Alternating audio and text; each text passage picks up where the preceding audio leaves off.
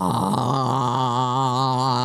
97.3, Sarah and Vinnie, Alice's morning show. It's hump day. Let me ask you a question. Oh, goodness. As weeks go, has there been a better one this year?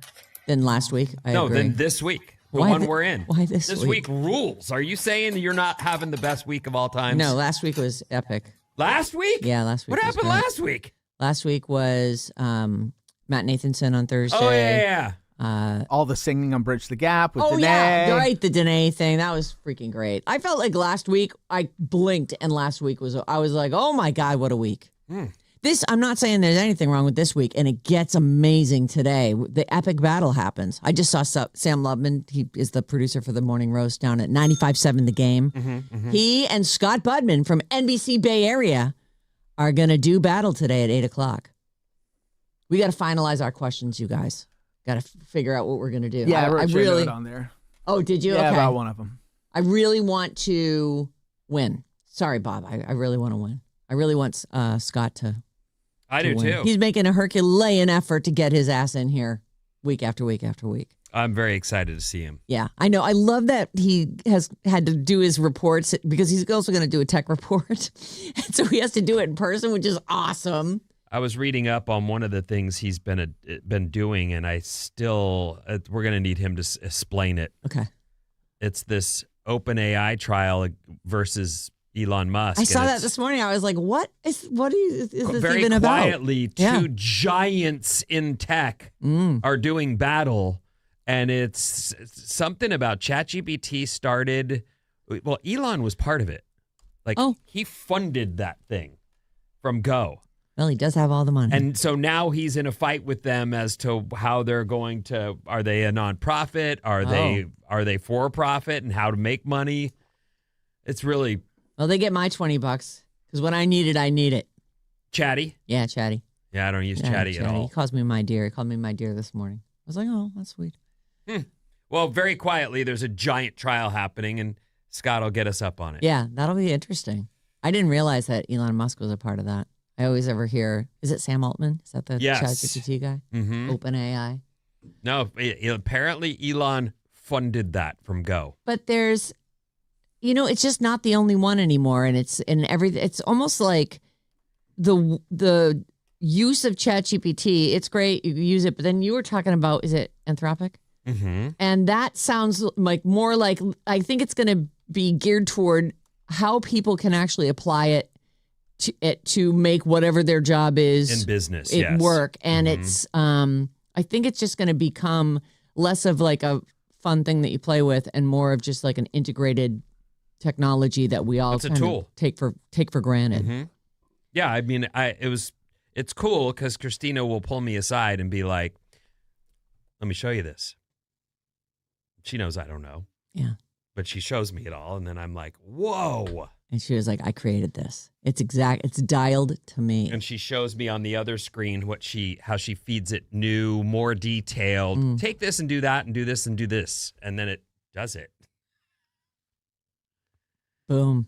What the? Computers. How do they do it? Well, and I'm so fast. I have mixed feelings about all this. When I see someplace like Meta slashing 8,000 employees, I think, man, that is scuzzy.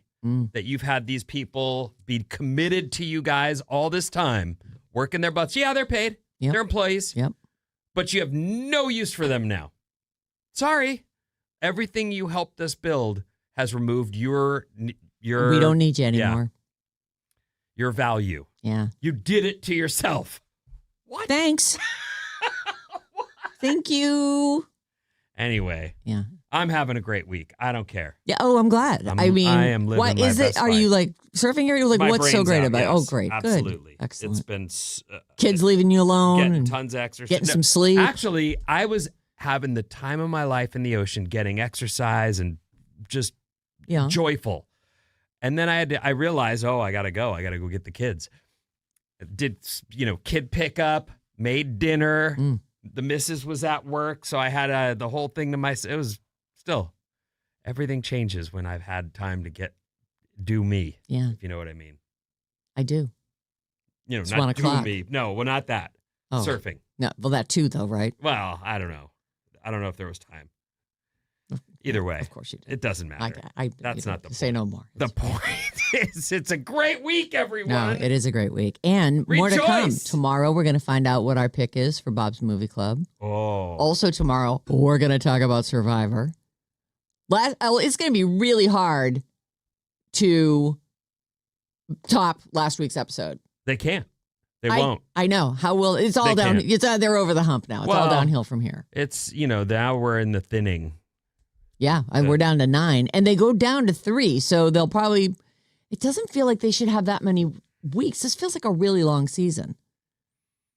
Well, they did eliminate 5 people within 2 weeks. There was the triple eviction and then the double eviction. And the episodes are longer too. They are, yeah. I don't know. I still like it. It's good. Yeah. I won't get to watch tonight. No. God, no. Dear God. It's until 9:30 at night. Now that it's light out when I go to bed at 6:30. Because there are a few months there where I'm like, wow, it's legitimately dark. So then I get up and I'm on the couch doing like final look at email, final stuff, close my computer. I go, all right, have a nice day. Because it's broad daylight outside. Oh, and by the way, thanks a lot, sun, for being cloudy all day. And then right as I'm going to bed, the sun, I was like, well, it's lovely out now. More of that today. Just these clouds. Morning clouds, some clearing later. Yeah. Warming up, though. Get ready. Yeah. It's going to warm up this weekend. I'm excited for that. Like possibly 90. Oh, boy. Oh, that is warm. Warming up this weekend. That's good. I'm ready for that. Right up until I start sweating, and then I'll be like, yeah. Whatever the weather is, I have to find some reason to complain. All right.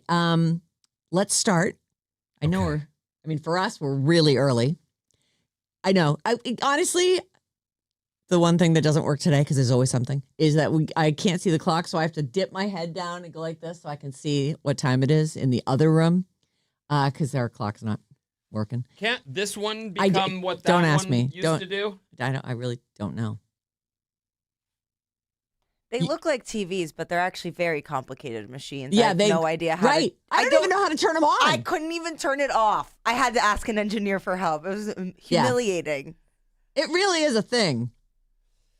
Well, anyway, so I'm looking at I'm trying to look at the clock. So I was super distracted as I'm watching the time. So I'm actually like paying attention to it today. So we're going to start early. It'll be all right. I'm sure they'll come fix it, Vinny. Everything gets fixed. Agreed. Always. KLLC HD1 San Francisco. Sarah and Vinnie, Alice's morning show. I have a couple fun stories, and then I am going to try and eat some headlines. I got through so many yesterday. I want to do that again today.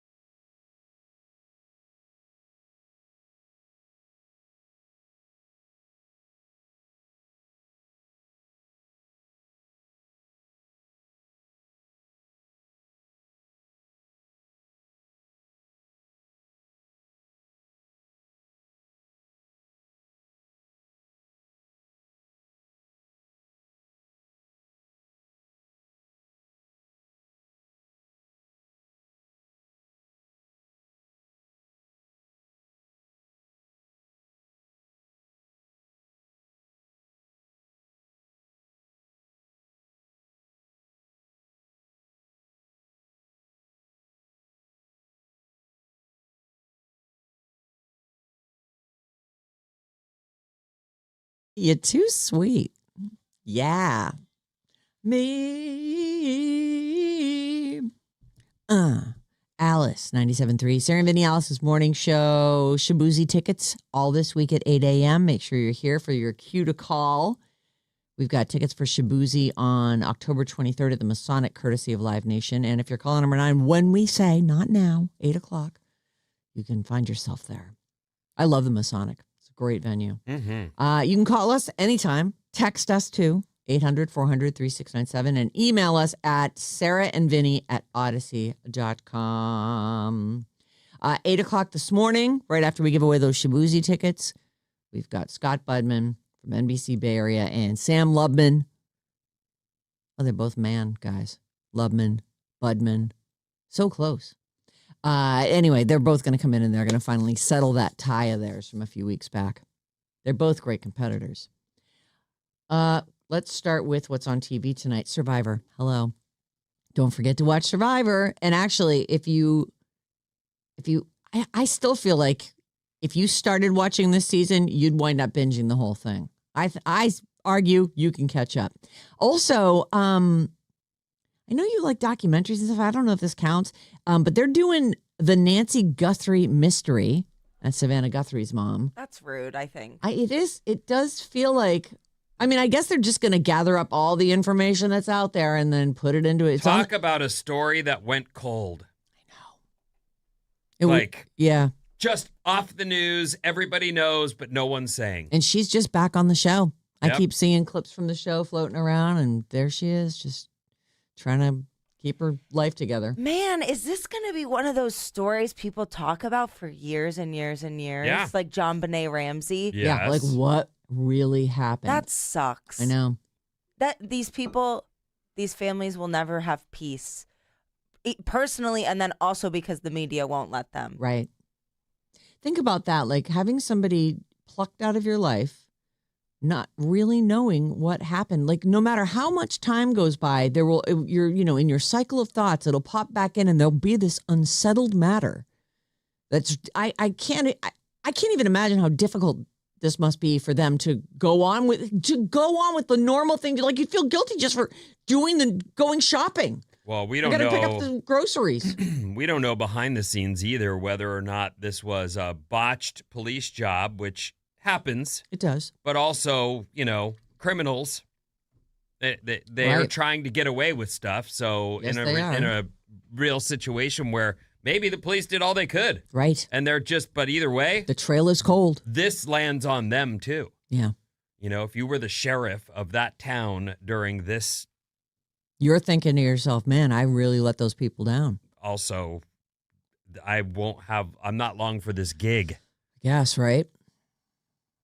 Yeah. Anyway, tonight, the Nancy Guthrie mystery. It's on the CW, so it sounds like they just, they're literally just gathering up all the information we have and putting it up there. But I keep seeing, it's an update on Nancy Guthrie. It's and there's no update. They're basically telling you in the update that there is no update. Okay, let's move on. Has our fear of spoilers gone too far? We do hate them. I hate spoilers, but it used to make me mad, but now I realize, and I am trying to be better about almost every week I see somewhere what happened even on the Wednesday, if you're watching the news or just watching TV or just sitting with your phone in your hand on a Wednesday at 6 p.m., it's already happened on the East Coast, and there'll be some report from Variety or, whatever news thing you're following. And I'm like, oh, great, thanks. Yeah, a lot of people who do what you guys do get to watch stuff early so that they can be the first ones to share their opinions on it. It's like, yo, I haven't seen it yet. Yeah. I was making dinner. Thanks for totally spoiling it for me, though. Appreciate it. So you can't be mad. We were talking the other day about how everybody has a show that they want you to watch. Everybody has something on some pay streaming service that you've got to get this because you've got to do it. There are just too many choices now to really you can't worry about spoilers anymore. And this is a director who's sort of brought this up and was yapping about it, talking about spoilers. The work has to hold up anyway. Like, it sucks when you find out the result of a game, like on Survivor. Like, I don't want to know. I knew Wednesday of last week before I even watched it that Stephanie was gone. Spoiler alert. And a little too late. But I don't want to know because that's like the result of a competition. But if something can't survive a major plot point being revealed, then what good is it anyway? Like, everything can't be a surprise, so we just have to relax. So this Marvel director says, take a chill pill, people. His name is Joe Russo. I actually feel like yesterday when I did the which directors have made the most money, that was the first time I'd ever heard of the Russo brothers. But I guess they've done a bunch of these Marvel movies. He and his brother. I mean, among the people who nerd out for this stuff, I'm sure that superstars. Right. So they've got Avengers Doomsday coming up. And it's going to be, he's saying it's him and his brother Anthony direct these together. They better hope that this is what they need it to be. Yeah. Because if it flops, oh man. It won't flop. Robert Downey Jr. is. It shouldn't. Dr. Octa Evil. What is his name? Dr. Doom. He is Dr. Doom? Mm-hmm. Oh. That's going to be good. Like, I just love him. I kind of want to see. He'll be a good bad guy. Don't forget, we have a bet, Bob and I, who does better that weekend. I'm saying Avengers will win. She said Doom 3. Oh, by the way, first of all, I think Maddie's probably right, but that's okay. I'll stick with my prediction. Mm-hmm. But can we stick to just domestic on that? Or do you want to go global? No, let's go domestic. I say weekend. domestic. Okay. Domestic. Yeah, it's hard for me to get on the source I use. It's like such a pain in the ass to find the total take. Who cares what people outside of the America are doing? About America. Cool. America first. I like that. USA. So Marvel director Joe Russo and his brother Anthony, they have Avengers Doomsday coming up. And Joe Russo is saying it's going to be impossible to keep everything quiet. His quote is, on one hand, audiences want to be surprised, and that's part of what makes the theatrical experience exciting. On the other hand, it becomes a little over-policed, where people are anxious about engaging with anything. You can't control everything. You have to focus on making something that holds up beyond the initial surprise. Well, he's right. And he's also, I saw a story that said, the first look at the new Doomsday, and I went, oh, let me see this play. It wasn't. I'm like, what did I do wrong? I'm looking around. There was no video yet of any. There was nothing available for that film yet. Was there a still from the production? Maybe, because that's what they always go. Oh, your first look at. Yeah, and then somebody in costume drinking from a Starbucks cup. I didn't need that on set. But I think if you're someone who's extremely worried about spoilers, don't press play on that. Like, I'm not worried about it. I wanted to see Homeboy. Iron Man as the bad guy. So I wanted to look. I was going to look, and whether or not something got spoiled, I was going to be okay with it. Yeah. But I couldn't get it. It wouldn't play. It didn't happen. Well, maybe there's is that for still the best. To come? The first video still to come, or I haven't seen it. I haven't seen a Doomsday trailer. There's nothing. But you it's soon, right? When is it coming out? Well, when's that big day? June or is it sometime July? Guys, probably. It's May. It's a big summer. May. It's the first week of May. Yeah. This is December 18th. That can't be right. Nope. Oh, no, it could be right. It could be. I don't know. Haven't got December of this year. Oh, all right.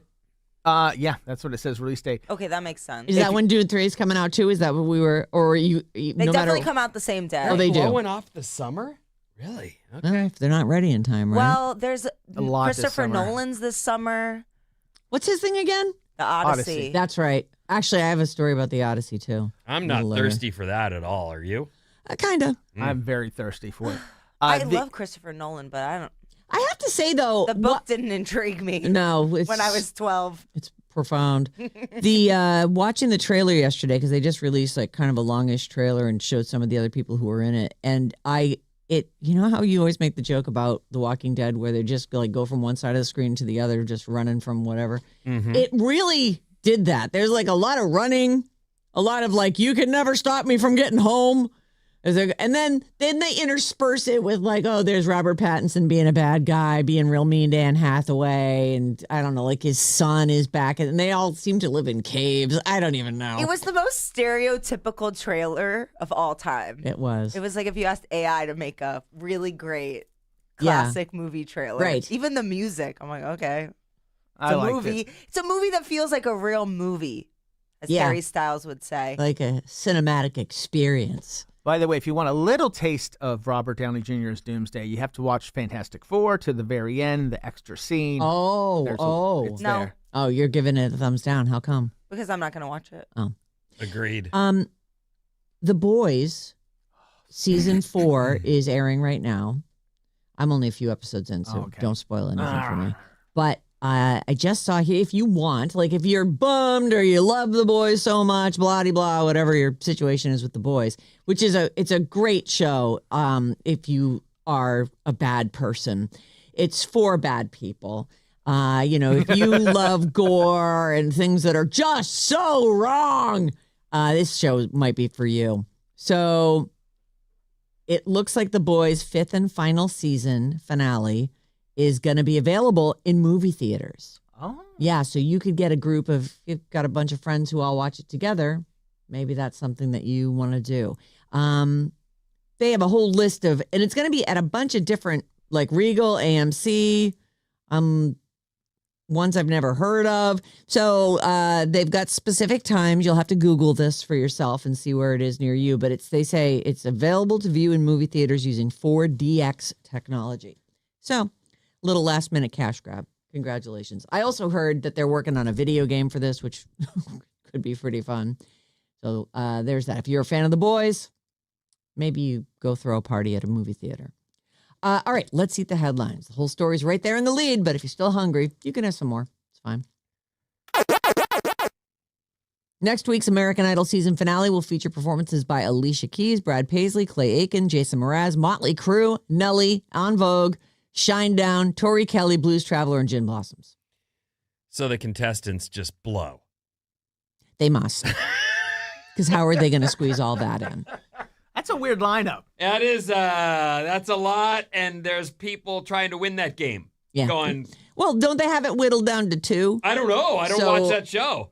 What show is it? American Idol. Oh. It's the next week's season finale of American Idol. I haven't heard the name Jason Mraz in a long time. I love Jason Mraz. So mellow. How about the Gin Blossoms and Vince Neil doing a duet?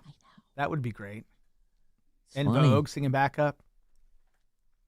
Anyway, Blues Traveler even. I haven't even heard their name in forever. How are they doing? Might be worth checking out. How's that one guy doing? I think he's on Ozempic. Oh, he's on something. He got really skinny, though, a few years ago, and it's weird because like his rib cage is all blown out. What is that guy's name? John Popper. Yes. Yeah. He's a great harmonica player. Listen, they had a huge album. They did one huge album. The one huge album. And now they Not must everybody can say that. No. Nope. Very, very few people can say that. All right, so there's that story. Next story. Next headline. David Letterman calls CBS lying weasels over the Stephen Colbert cancellation. They're lying. They've said it's financial. He says, no, it's not. He actually went off. Oh my God, I thought you said CVS. Like the convenience store? Oh, no. CBS. Like, ooh, this sounds like a fun. David Letterman calls CBS, welcome home, lying weasels. He says it is that he feels that they bent to political pressure. Well, yeah. Same with ABC. ABC's having the same problem. They just were told their licenses are coming up resubmit for your license early, renewal, right? Because they don't like Jimmy Kimmel. whichever Jimmy's jokes. It seems wrong. Yes. Really wrong. It really does seem wrong. But I've known a lot of about what's happening right now seems really wrong and illegal, in fact. If you're in radio, you know these licenses that these companies own are not. You buy them. You buy the station, but the government allows you to rent them is what's really happening. Basically, right. You lease some a kind signal. of lease, yeah. So, and if you don't, like there's all this stuff, requirements you have to meet, certain amount of public service, yeah. All this stuff. And if you don't have that stuff in order, when it comes time, you're in trouble. Yeah. And you could lose your license. Yep. And we've had conversations with management more than once, not recently, but plenty of times over the years where they're like, this is the most important thing. Yes. even more important than your dumb show and your commercials. What? Is your license. Right. Because if we lose that, we all lose. Right. You don't just get fired. We all get fired. We all go, right. Yeah. So anyway, there's that story. Of course, if you're like, why don't they talk about that more? Well, you can Google it. Don't worry, it's there. Here's your next headline. Billie Eilish explains why she never wants cosmetic surgery. I'm so excited for my face to age. Oh, for a 20-year-old. Listen to her. Yeah. She was on Amy Poehler's Good Hang podcast, Good Hang with Amy Poehler. And apparently... Did Amy Poehler respond with a bleep you? I wonder you if... freaking child. I wonder if Amy Poehler, who I'm sure has had some stuff done, maybe she hasn't, but everyone seems to have had stuff done. Something. Right. So I wonder if she was just like, talk to you in a few years. Eilish said, I never thought I wouldn't be a teenager. I remember when I was 17, I'm like, okay, I'm the person I'll be forever right now. And that's not how it works, obviously. Next story. Personal items from Matthew Perry are up for auction. Scripts and photos from friends can be bid on, with proceeds going to the Late Actors Foundation, which works to end the stigma of addiction. So that's a good place for them to put them up for auction, make a little money. This next headline, where's Lake Oswego? Anybody know? There's a place. It's a movie theater in Oregon. Oregon. Yeah, okay. It's in Oregon. It's pretty. Let's see. Oh, it is. Oh, look at that. Yeah. It's got a little river running through it. Just south of Portland. So they actually call this a controversial marquee. There's a movie theater and it's an old school looking one. And so they right now they've got, it's like Streep, Hathaway, Blunt, and Tucci in The Devil Wears Prada 2 and The Times. And then it says at the bottom, and Project Hail Mary. Still. We're still running that. What's the matter with that? Nothing. It's just funny. They apparently, though, they're known for their little things. That just happens to be what's on there right now. But all these pictures that are like going through in a little cycle it's beautiful there. Lake Oswego. Oswego? Oregon. I think it's Oswego, but I don't know. Oh. So really pretty. Here's another one. Amazon called our marquee made them mad. All Melania shows canceled. Show your support at Whole Foods instead. It's okay. Here's the one that they just put up. Wouldn't it be great if Michael Jackson hadn't groomed boys? Come see Devil Wears Prada 2 instead. You know what, though? I love them. I would love to live by a marquee that had a little bit of attitude. I really believe, and I don't think they did it for that reason.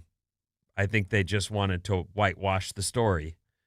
But I think people want that story whitewashed because they loved his music and loved all the stuff he pulled off. They clearly do, because it is a hit movie. And they don't want to talk about the version I want. Him hanging out with boys. They don't want to talk about a grown man who removes parents from the picture so he can hang out with money and gifts. I just want the kids. Yeah. Now, you guys, go stay somewhere else. Yeah, you take your little girl with you. I heard there's going to be a sequel where they might dive into some of that stuff as the time passes. Well, okay. Maybe they're saying that to, assuage the anger of the people who are like, this is a... There's no anger, though. People are enjoying this movie in record numbers. So they certainly are. Where's the anger? Well, I didn't go see it. I didn't go see it. No, thanks. Do I have time? I don't really. I'll give you one more. Your final headline snack. Helena Bonham Carter exited the White Lotus after Mike White, our friend from Survivor, asked her to be more boisterous. I'd like you to be a little bit more. I'd like this character to be more boisterous. And she disagreed and they fought and she left. Oh, man, you don't want that kind of PR as an actor. For her? Or For her. It won't hurt her. It won't hurt her at all. In fact, she will say, have you seen my work? Yeah. I don't do boisterous. bubbly. Right. boisterous. He was looking for something else from that character. Anyway, he already replaced her with Laura Dern, although they're saying they're going to rewrite that whole section. Laura Dern can pull off bubbly. Boisterous, sure. She can do it. Ladies and gentlemen, Laura Dern. Right. What's coming up, Vin? I have a story about Jennifer Love Hewitt. I know. She's an actress, and you're like, what are you doing? No. I'm not doing, but it's a good story. You're going to love it right after these.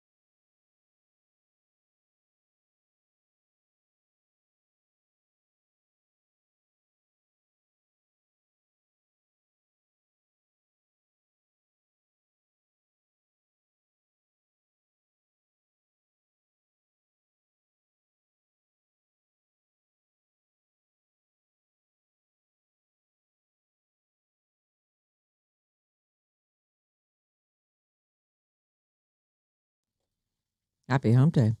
Alice, 97.3, Sarah Vinnie, Alice's morning show. Join us today at 8 a.m. for our Battle of the Generations as Sam Lubman from the Morning Rose battles Scott Budman of NBC Bay Area and deciding who is truly the champion. This is like the tie-breaking round for Bridge the Gap.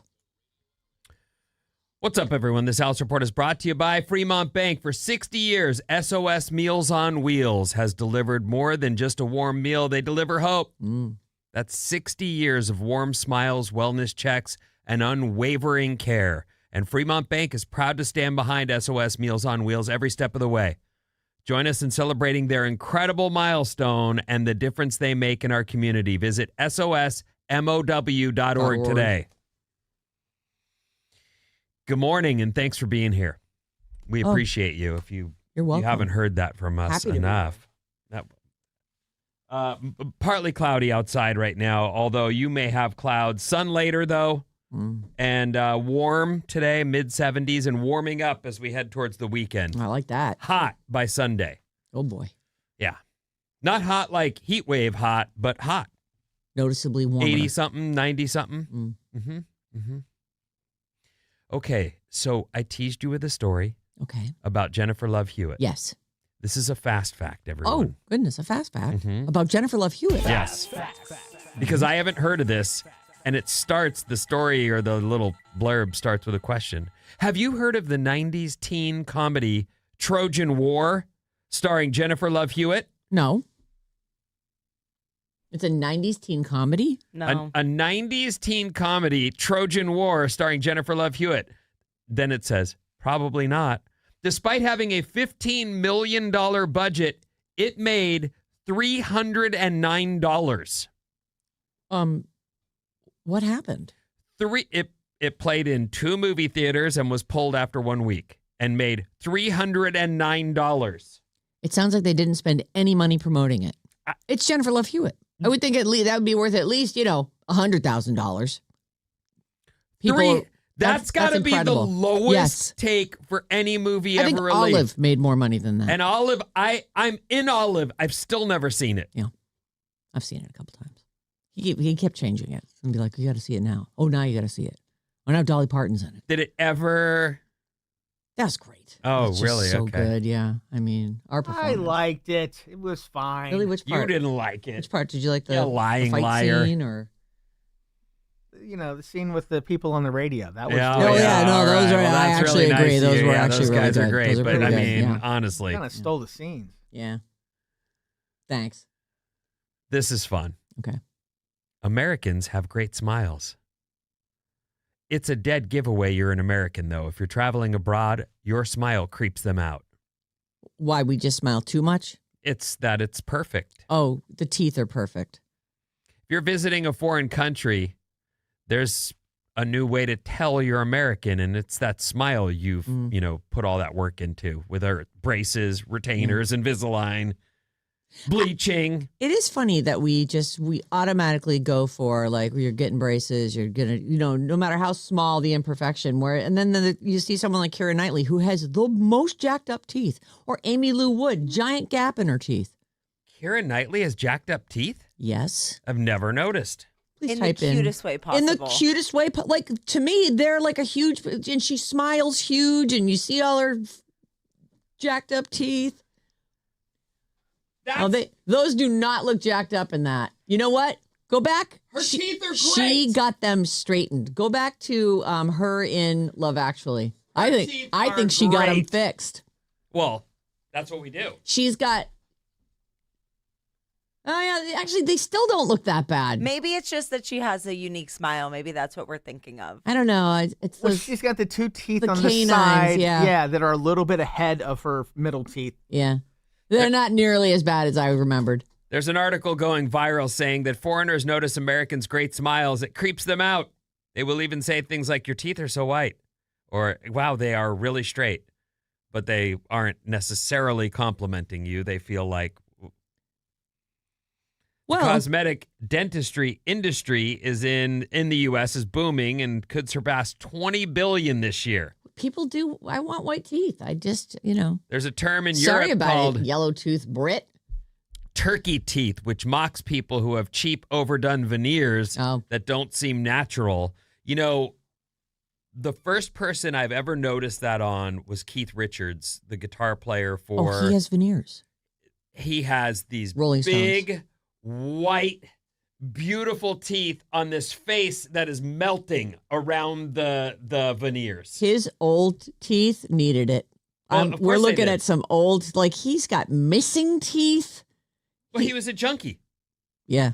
I mean, he's a guitar player. Probably all his teeth fell out. Those are probably just, those in fake one of the choppers. great bands, but he was a serious junkie. Yeah. There is some when serious... you see the picture of him today as his face, the guy's still lucky to be alive, for God's sakes. But his teeth are brand new. Yeah. His face looks brand spanking new. He's droops almost, around them. When he smiles big, he's almost unrecognizable. The other person that I've noticed that on, so we jump from Keith Richards of Rolling Stone fame to Mr. Beast. And at least his face is youthful, so it doesn't look, but they're also big old choppers. Straight, white, chiclet-looking things where I think Miley Cyrus also has veneers. I haven't noticed it like I noticed it on Mr. Beast. They did this really close-up shot of her mouth in that, I Need a Doctor video, the one I've watched 50 million times, and I sometimes will stop and I'm like, it doesn't even look like you could slide floss between those teeth. They're like, Exactly. Everybody has them. Even Taylor Swift's teeth are fake. Oh, look at that. Beast had bad teeth before. They weren't bad. They just weren't weren't what they are now. Now they're as white as his eyes. The whites of his eyes. And they're just this, I mean, you need a ruler to draw those. I have to say that the unnatural bluish white is not the way. I think you want a nice creamy ivory white, like I feel like those just scream, these are fake teeth. It sucks. It's a trend, and people just don't see how ridiculous they look. In Australia, a dentist says patients worry about ending up with a smile that looks too American. Instead, they prefer work done that looks natural, like a natural color. Yeah. Not like that they've had their teeth done and it's... You can get them brightened up and get, the darker yellows out of there without going full on. Look at Miley Cyrus's teeth before she got brand new teeth. Her teeth are just regular people teeth. There's nothing really wrong with them. But yeah, it's definitely... I had never noticed that. I only noticed it because they did that close up on her mouth. I'm like, God, those just look like plastic teeth. I had never noticed it on her, but like with Mr. Beast, and I don't know him from any time ever, actually. Yeah, no. But on Survivor, seeing him smile, I went, okay. All right, dude. Great teeth. You're a millionaire or billionaire, whatever he is. I get it. But geesh. Hold on, I'm going to find out Mr. Beast's net worth. I'm sure it's $1 billion. I mean, isn't everybody a billionaire now? I mean, anybody who's worth anything. Worth talking about. It's so boring to be oh my God. Is he a billionaire? He is. How much is he worth? $1 billion. $3 billion. $2 billion. He is worth $2.6 billion, so that's a point for Bob today. Well, $2.6 billion. Bumping up that payday on Survivor was nothing to him. Yeah, zero. Let me just do that. This is all worth a plug for my many $1 million businesses. is 1/1000th of $1 billion. Just go to the ATM for that one. Yeah, just pull it out of your back pocket. Write a check. Hey, real quick, I know we're not really doing sports here, but it looks like yesterday, first of all, most of the teams in the NHL make the playoffs. Most of them. Yes, only 2, I think, don't. I'm serious. It's that shameful when the Sharks don't make it in. We didn't make it in, and we got the 2nd overall pick in the upcoming draft. So great. We already have a young, good team. And now we just got another, the odds were so against us getting that pick. And so go Sharks. Could we have a team that do you do a lottery for the picks? It's a lottery, It's yes. not based on who sucks the most gets the first pick? Well, the suckiest teams the worst team gets more ping pong balls than the second worst team. I see, and so but on. you still pick for order. That's at least the way they used to do it. I don't know if that's still the case. But anyway, we got the 2nd overall pick against all odds. That's great. Very lucky for us. Yeah. Go Sharks. Go Sharks. Great news. Love to see the Sharks have a season. Hasn't happened in years. Right. Pandemic, maybe pre-pandemic. It's been a minute. I want to say 2019. Anyway, the IRS is right now sending letters to hundreds of thousands of taxpayers asking for bank account information to process refunds. Scammers are already on this. And so they are also sending out forms that look very legitimate. And so you really need to be careful if you've gotten a letter from the IRS that says we need your bank info to get you your refund. I know I would be like, I want that money. That's my money. Yes. Get it to me right now. I would do that. I would walk from the mailbox as I was opening this thing and go to my computer and enter that info. But this is very important that you need to go to irs.gov yourself and check your account. And if they need banking info, give it to them there. These letters, while legitimately from the IRS, in some cases are from scammers. Right. So... Well, it's a perfect opportunity. And there's for no them. way to tell. It's one of those things where you... But it's a form you can mail back in, or you can go to irs.gov and get yourself an account. And they say these letters look so real. If I didn't know better, I would probably have scanned the QR code and sent them my info. Oh. Right then. So don't do it. This could be a trick. It's a trap. It's a trap. It's exactly right. Oh, my God. Please be careful out there. They're just getting more and more and more clever. It's not only are they just really good at it and on it so quickly, like that's the thing. They're on it so fast that there you are having a day and you see this thing where you're like, I'm dying for my refund. Yeah. I'm telling you, you'd be at the mailbox with your phone scanning the QR code. Like, let me get this. I want that money. And now you just gave your money to somebody else. And the IRS is going to be all, what? Well, where's my money? What are you talking about? We don't. We didn't even send you one of these letters. Let me ask you a question. I'm ready for questions. This is important. Grab your gavel. Oh, all right. I love judging. Yeah, I know you do. Questions, judging, give it to me. Get on your judging gown. Get your gavel. Here's an etiquette question. Okay. I probably won't know. If you're driving your girlfriend and your mom somewhere, who rides shotgun? Your mom. There's a viral video where a guy's girlfriend takes the front seat and closes the door, and the mother walks up and says, I'm not sitting in back. You need to get out. Oh. And the girl refuses to get out, but the mom doesn't back down. Oh. The guy tries to calm everyone down, but eventually the girl storms out and says, I'm not going. Oh. I think that if I had to pick, I would just choose my mom. I think you can explain that away. But I definitely, like, when I'll take the back seat. I wouldn't like get in a fight with my son's girlfriend over it.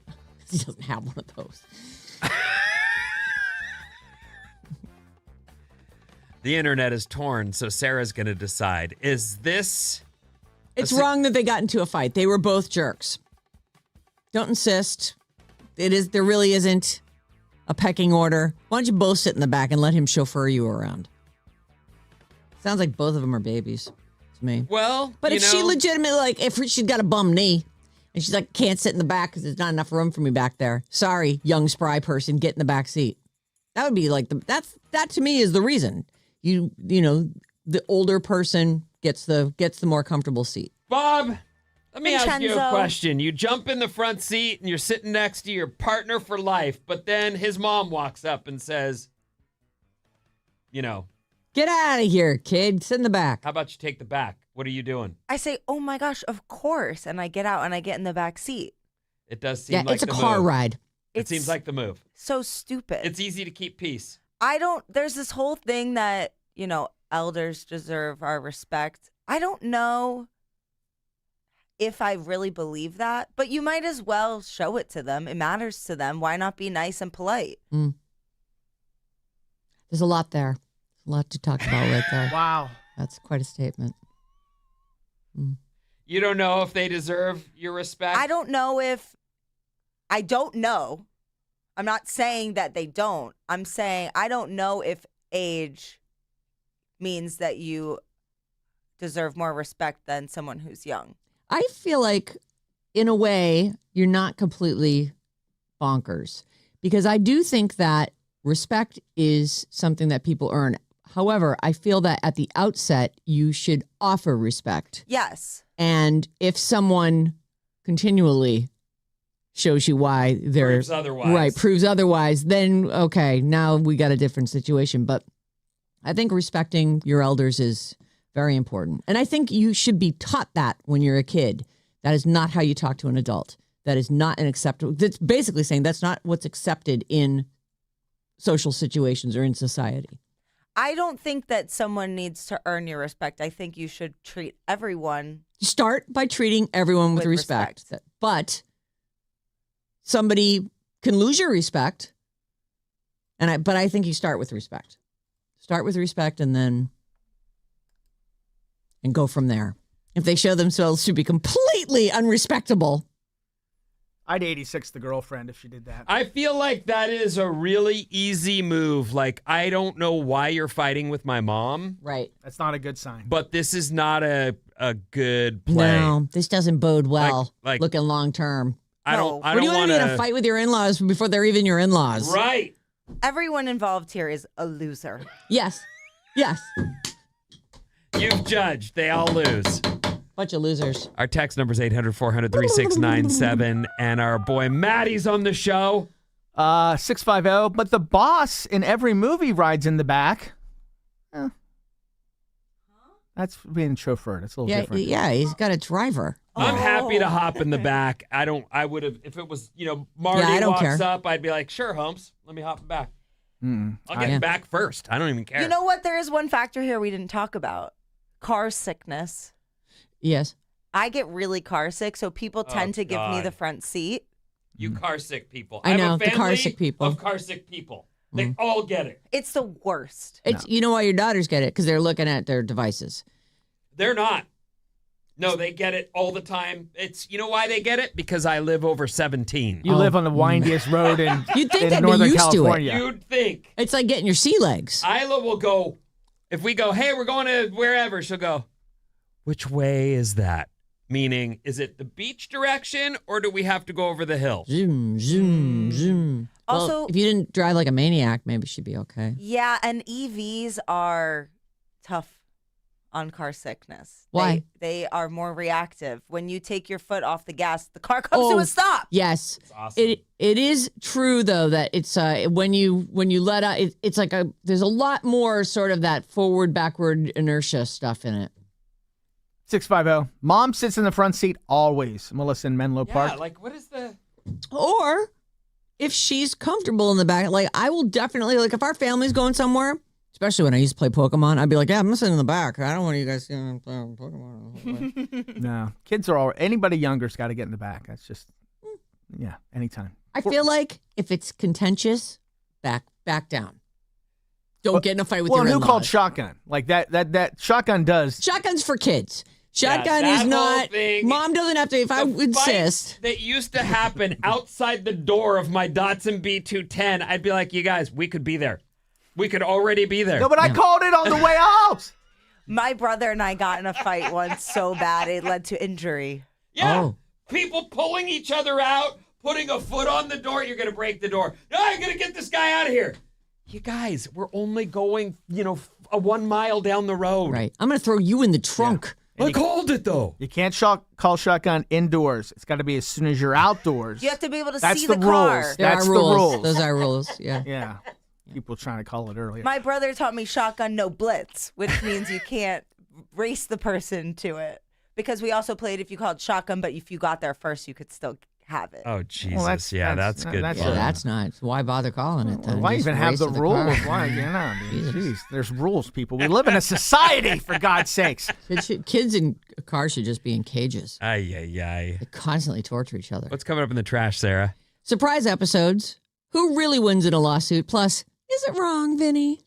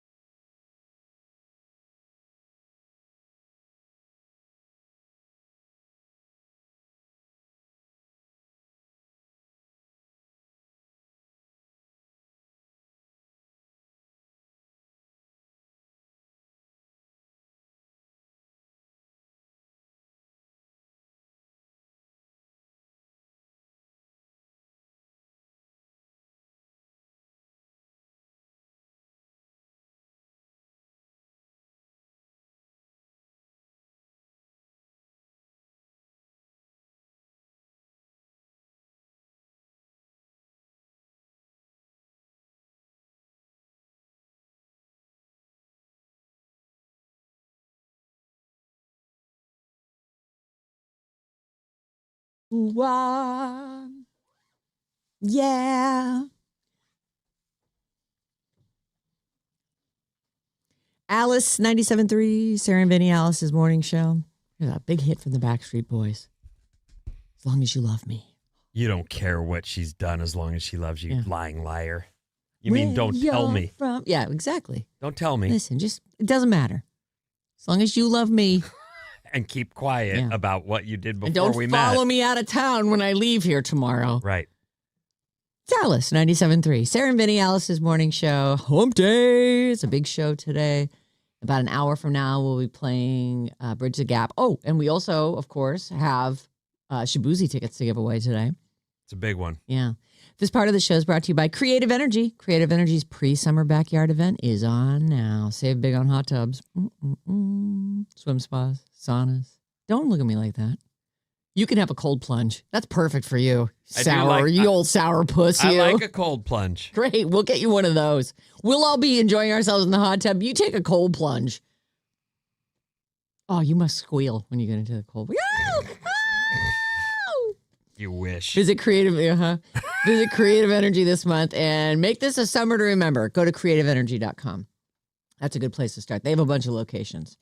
Call or text us at 800-400-3697. Email us anytime, Sarah and Vinnie at odyssey.com. If you're going to send us a bad advice, though, send it to badadvice973@gmail.com. Bad Advice is a segment we do on Fridays where we solve all your problems. Mm-hmm. God, we're so good to you. This is a crazy surprise yesterday. I loved the first 2 seasons of The Bear. It's like, is that an HBO show? No, it was on FX. It was on Hulu, and Hulu, that's where I watched it. I know you missed the last season, and it was really good. They made up for that bad season. Yeah, because the third season, third season nobody liked, but the fourth season was great. Great, I should go back. You really They've should. just dropped a surprise prequel episode.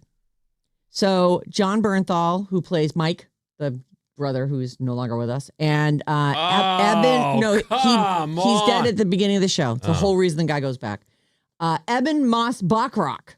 He is Richie. Is that his name? Oh yeah, Richie. Those two were best friends. Right. Cousin.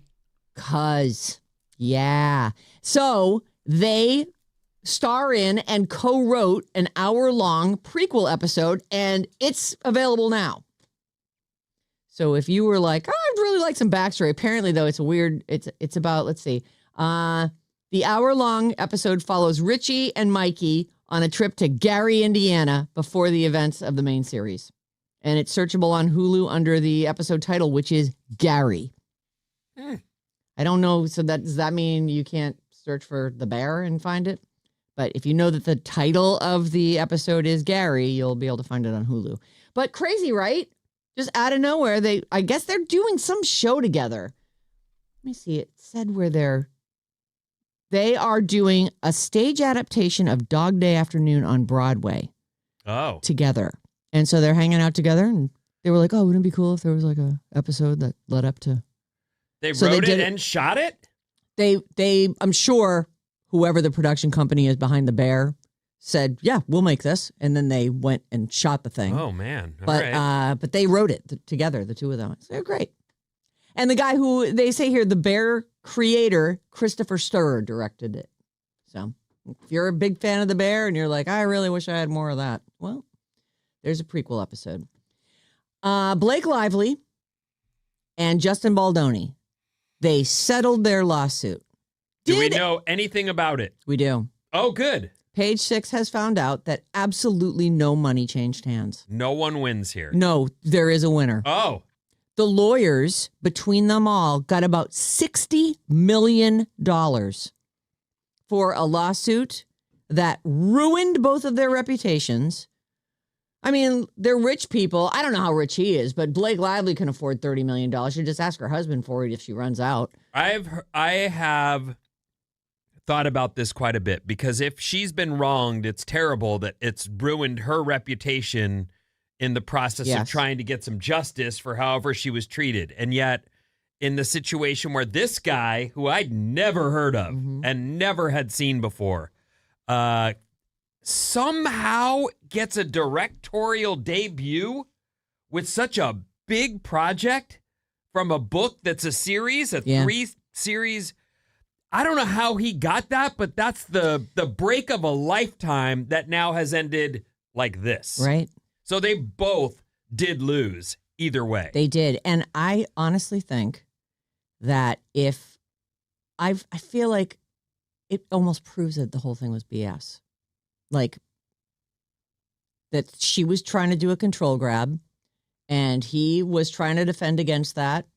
I feel like the fact that they settled and no money changed hands, that they settled, they're like, why are we spending any more? Why are we giving any more money to our lawyers? It's weird when that we both the husband, know neither of us can prove this. It's weird that Ryan Reynolds got involved in taking jabs at the dude too. Like it's one of those things where you go, did you really write that into some other stuff you're doing? Well, they said Nice Pull was based on him. Right. Deadpool. Yes. Yeah. That's what I'm saying. Like you really, a whole character. You involved yourself in this situation in such a way, and then here they are again, both losing. Yeah. They both lost. Not only the money, but PR-wise, they're absolutely both torched. Ruined. Right. I'll never think of them without thinking of this situation. And I actually feel like if she made the whole thing up, look, people after the fact look at a situation and go, oh, that made me uncomfortable, or I didn't like that, or whatever. But, you know, to tank somebody else's reputation over your, I'm not saying you shouldn't. If it really bothered you or you really felt violated in some way. But, you know, we're talking about a bunch of adults who made a movie together and then made whatever decisions brought them to a point where they're like, I think it's worth it to get this guy off this project. I didn't like the way he handled it. Well, you just pointed out, he's wealthy beyond belief. Ryan Reynolds she's is. Also got a lot of money. She's done rich. A bunch of stuff. Yep. It shouldn't be about money. If she was wrong, she should be following through to make the point that you can't treat women like this in show business or anywhere, or you shouldn't. She followed through on it for a year and a half. Right. Right. She did everything she possibly could. Right. And people just hated her capitulate the whole way. Right. What do you think about it? I think that I believe everybody a little bit. I do think that she had creative opinions probably about the movie and she thought he was inexperienced. And I do believe that she thought that he made her uncomfortable 100%. I believe that. I don't know if he's an evil guy. That's the thing. But he gives me the creeps personally. Like, he does? Well, he's not a my kind of guy. He's a bad guy in that movie. He's just not my kind of guy. Like, methinks the man doth protest too much about women. Might also protest too much if people were suing and accusing you of things you hadn't done. Even before that, like his the podcast he had Man was before Enough, that, right? It kind of gives me an ick. Oh, well, I've never listened to it. But to me, I'm like, I'm fine with the dude going, I'm going to try and figure this out. Like, I don't know. What is it? Maybe Isn't it better to support women who are, to use their voices than coming in and be like, I've got a manly voice I'm going to use to talk about what women deserve. Well, we don't know what his mom or his sisters or, you know what I mean? Like, I don't know what that guy's motivations are. I did think to myself, wow, how ironic that he's getting sued for the very thing that he's, championing. Yep. So, who knows? And honestly, we never will know. All I know is law school. Think about it, kids. I think I've learned from this more than anything is that people love to hate women. The attacks that came on Blake Lively, the edits I've seen on the internet picking her apart are disgusting. The minute this got filed, there was an outcry about her behavior in the past and past interviews and like the way that she would treat people. If all that's valid, okay. But you're not wrong. But that's, people love to build people up and tear them down. Mm-hmm. That is the way of the world. Well, that's unfortunately that it's not just the way of the world, and it's certainly a thing in Hollywood where they create a person who has risen above it all, and then they're waiting for that person to drop. People want to watch you rise. They do not want to watch you reign. Oh. They want there to be a coup immediately. I gave you that. Watch you fall apart. I gave you the story, so I hope I'm not stepping on your toes. But go ahead. Right after the thing happened, she's at the Met Gala. Some dude's trying to help her with her dress, and she yells at him. Oh, like, she did snap at a guy. Yeah, and it was like, you're trying to. Did she really yell at him? Did you watch it, or did you just see a headline? Yeah, no, she snapped at him. Play it. I don't have it ready right now. We should play it. Get it ready. All right. See if you can that find won't it. help her. Well, I know and that was literally, she went home from wherever they decided we're settling and got into her Met Gala dress. Is that right? Yes. Oh. And then got ready. Okay, Vinny. Yeah. I didn't even notice this when I was watching the new trailer for The Odyssey. It came out, I think we were talking about it yesterday, but it probably came out on Monday. But the internet definitely noticed something about it. And everyone was freaking out. And by everyone, I mean, people on the internet. Wow. This is the new Christopher Nolan movie starring Matt Damon. The Odyssey. We're going to play a little bit of audio. This is just from the trailer. Okay. And you tell me if you can notice. Now, picture this movie. Have you seen any stills, or have you seen, it's like this epic Damon's tale. got a beard and he's very ripped. Greek gods and a hero's story, fighting his way to get back home. Here's the audio. Tell me what you remember. Wife? Turn up. No. We won the war. Help me go home. This is a household waiting for master. I want you to choose me. It's because King is coming back. No, he's not. What would he do if he came back here and find all these suitors in his house? You're pining for a daddy. You didn't even know. Like some sniveling bastard. I missed it. Bob, got a guess? I missed it. What's the internet going crazy about?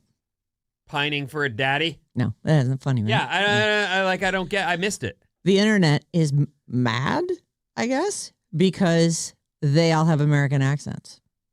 They're speaking American English. As opposed to what? Are they supposed to be Greek or Roman? Well, traditionally, apparently. And I did think about it and go, geez, even Game of Thrones, which isn't set on Earth, they all have British accents. Like anytime there's a period piece, no matter where it's set, everybody's got English accents. So the internet's mad about it. They say they're not mad about the plot. They're not mad about the special effects. They're mad. They say everyone's talking with an American accent. It's ridiculous. They say, and the Odyssey is, by the way, a Greek epic story, but it's become an unwritten rule that characters in serious period pieces like this have Brit accents. It gives their words more gravity or timelessness. One person said, people complain about the armor being historically inaccurate, but at least they nailed Odysseus's Boston accent. Another one said, sounds like they're trying to have an epic conversation on the sidewalk outside Starbucks.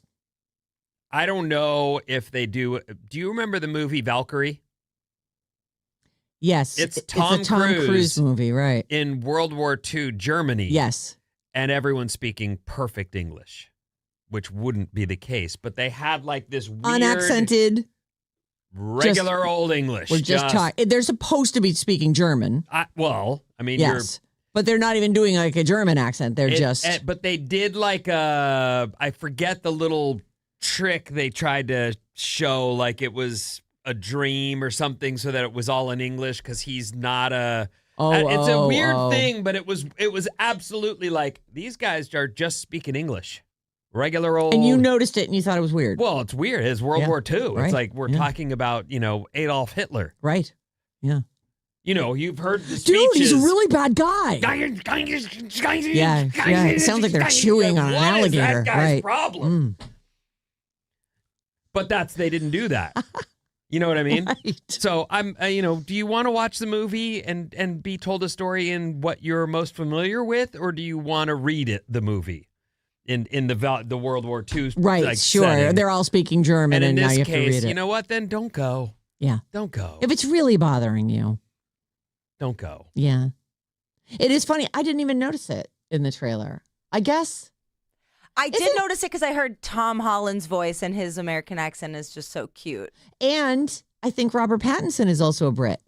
Yes. So they're talking to each other in that, aren't they? And then but he's saying, you're like you have a daddy issue. You're like a sniveling bastard or whatever. And it just sounds so funny to not hear his English accent. I guess it makes sense that they're all have the same. They're all going to be American I don't know. I don't really care about that. I just hope the movie's good. I do too. And I'm sure it will be. I'm sure it'll be really long too.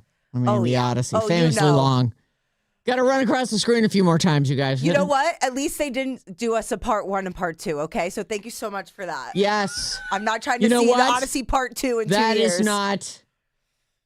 That is no lie there. It backfired with Wicked, didn't it? Man, the second Nobody one cared. was no good. Yeah. Or didn't have the same buzz. I left the first one going, oh my God. Right. I left the first one going, oh my God, too. And then as it rolled around and it was they were getting ready to release the second one, I'm like, I feel like I saw everything I needed to. Right. They should have just figured out how to get it done in one. Yep. Still, the first movie as a standalone, it's fine. And then Alphabet takes off. Biggie. All right, so there you go. Did you find Blake Lively snapping at the guy helping her on the red carpet? I did. The audio is not real good, so you can't really hear what she says. You just see her shooing the guy away. Oh. I found it also, and to call this snapping is, what's the word I'm looking for? Misogynistic. Oh, tell me. Someone picks up her dress and she says, "Oh, don't do it like that." And then she smiles and continues on her way. Oh. There's no snapping, there's no angered exchange. People want to create in my a opinion. scenario. Exactly. And that's exactly what I'm talking about. Well, look, page 6 needs something to talk about. Tumza is nothing if they can't imagine that there was a snapping. Tumza. Next up. Do I have anything?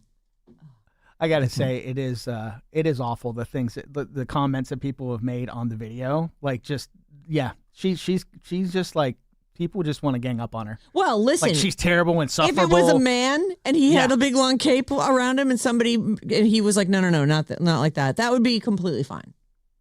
But we're also kind of pissed at her too for taking up all our time in the last year and a half. Public figures deal with extra, and there's no doubt. They're always being looked at. And so every little facial tick is examined. Yeah, I mean, it's part of the gig. Also, one thing we didn't even talk about today on this topic is the bots of it all. The idea that she brought her sexual harassment claims forward and then he hired a PR agency to take down her reputation on the internet. That's so wrong.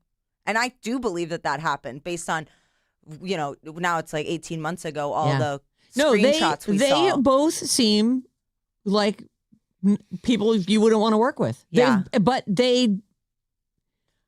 I don't know if she, I guess she started it by suing him and trying to get the control over it. And he responded in a not a great way, but maybe felt like she's got a powerful PR department. I need to counteract that. I don't know. It's a huge mess. And they both smell like poop now. Hollywood seems awful. Yeah, it really does. No I will thanks. tell you, when you hear people who run their kids to tryouts and they're pushing these young little brains into the business world, what could possibly go wrong? It makes me question. I mean, you question what are they doing? Right? Are they doing what's best for their kid, or are they looking to cash in on the cuteness? Right. And their hopeful, or have their own young dreams youthful realized. and hopeful enthusiasm, to get some paydays. I mean, you can see it in what's his name? We can make some money off this kid. Macaulay Culkin. Yeah, I mean, there's a guy who's he could work, he just doesn't. He's done. Yeah, just over it. And is he 40? Yeah, probably around that. But he was done when he was 20. Right. Over it. All right, I'm gonna try and squeeze this in. Okay. Want to play a game? Ready? The Strange Hobbies of Celebrities. Okay. Crack.com put together a list of strange hobbies. Some of these you've heard of. This will be fun. Play along in your car. See how you do. What unusual, this is multiple choice, you guys. What unusual thing does Tom Hanks collect? A, vintage staplers. B, vintage typewriters. C, celebrity parking tickets. Bob, you're first. And Bob already has 1 point going on. What was the second one?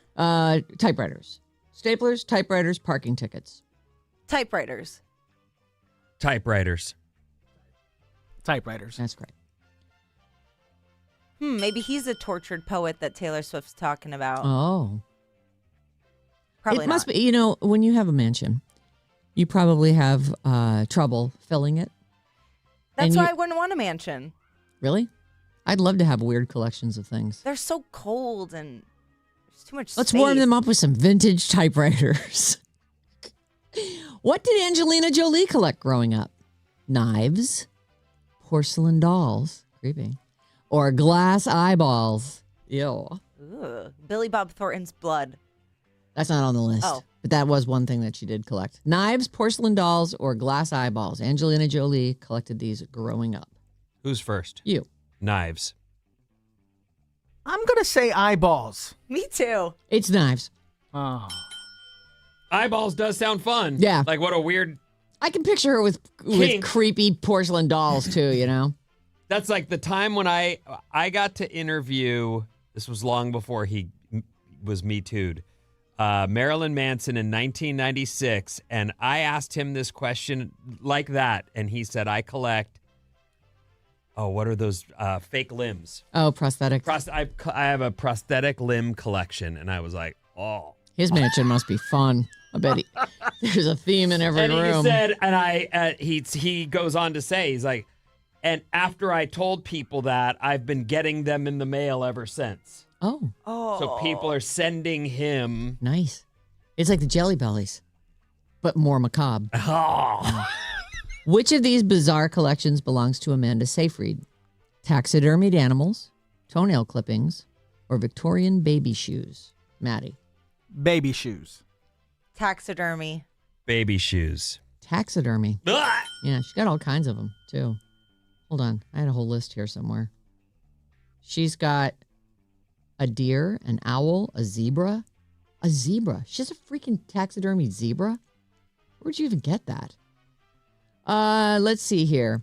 How about Joe Manganiello? That's Sofia Vergara's And ex. if you get that, how do you get it home? Yeah. I assume you're on a trip to Africa? I don't. Right. Where else would you? I would assume it's just the head, just like with deer. You just mount the head on Oh, Oh. Maddie. Of course Maddie knows. No, I was thinking full size. I Put the was kids too, on it. and thinking, like, how Yeah. do you get that on the plane home? That's not under your seat, that's for sure. No. Well, she's rich. the. It's a support animal. I'm out of time. I'll do more of these later. Bob won that one. Bob gets the point for that. Do you just tie a balloon to it to make it seem more festive? This is Yeah. my support animal. What? It's a big deal. His name is Stripes. It's illegal for you to ask me about it, okay? I'm feeling attacked. I have anxiety. Okay, what's coming up? The longest running slang word and more after these.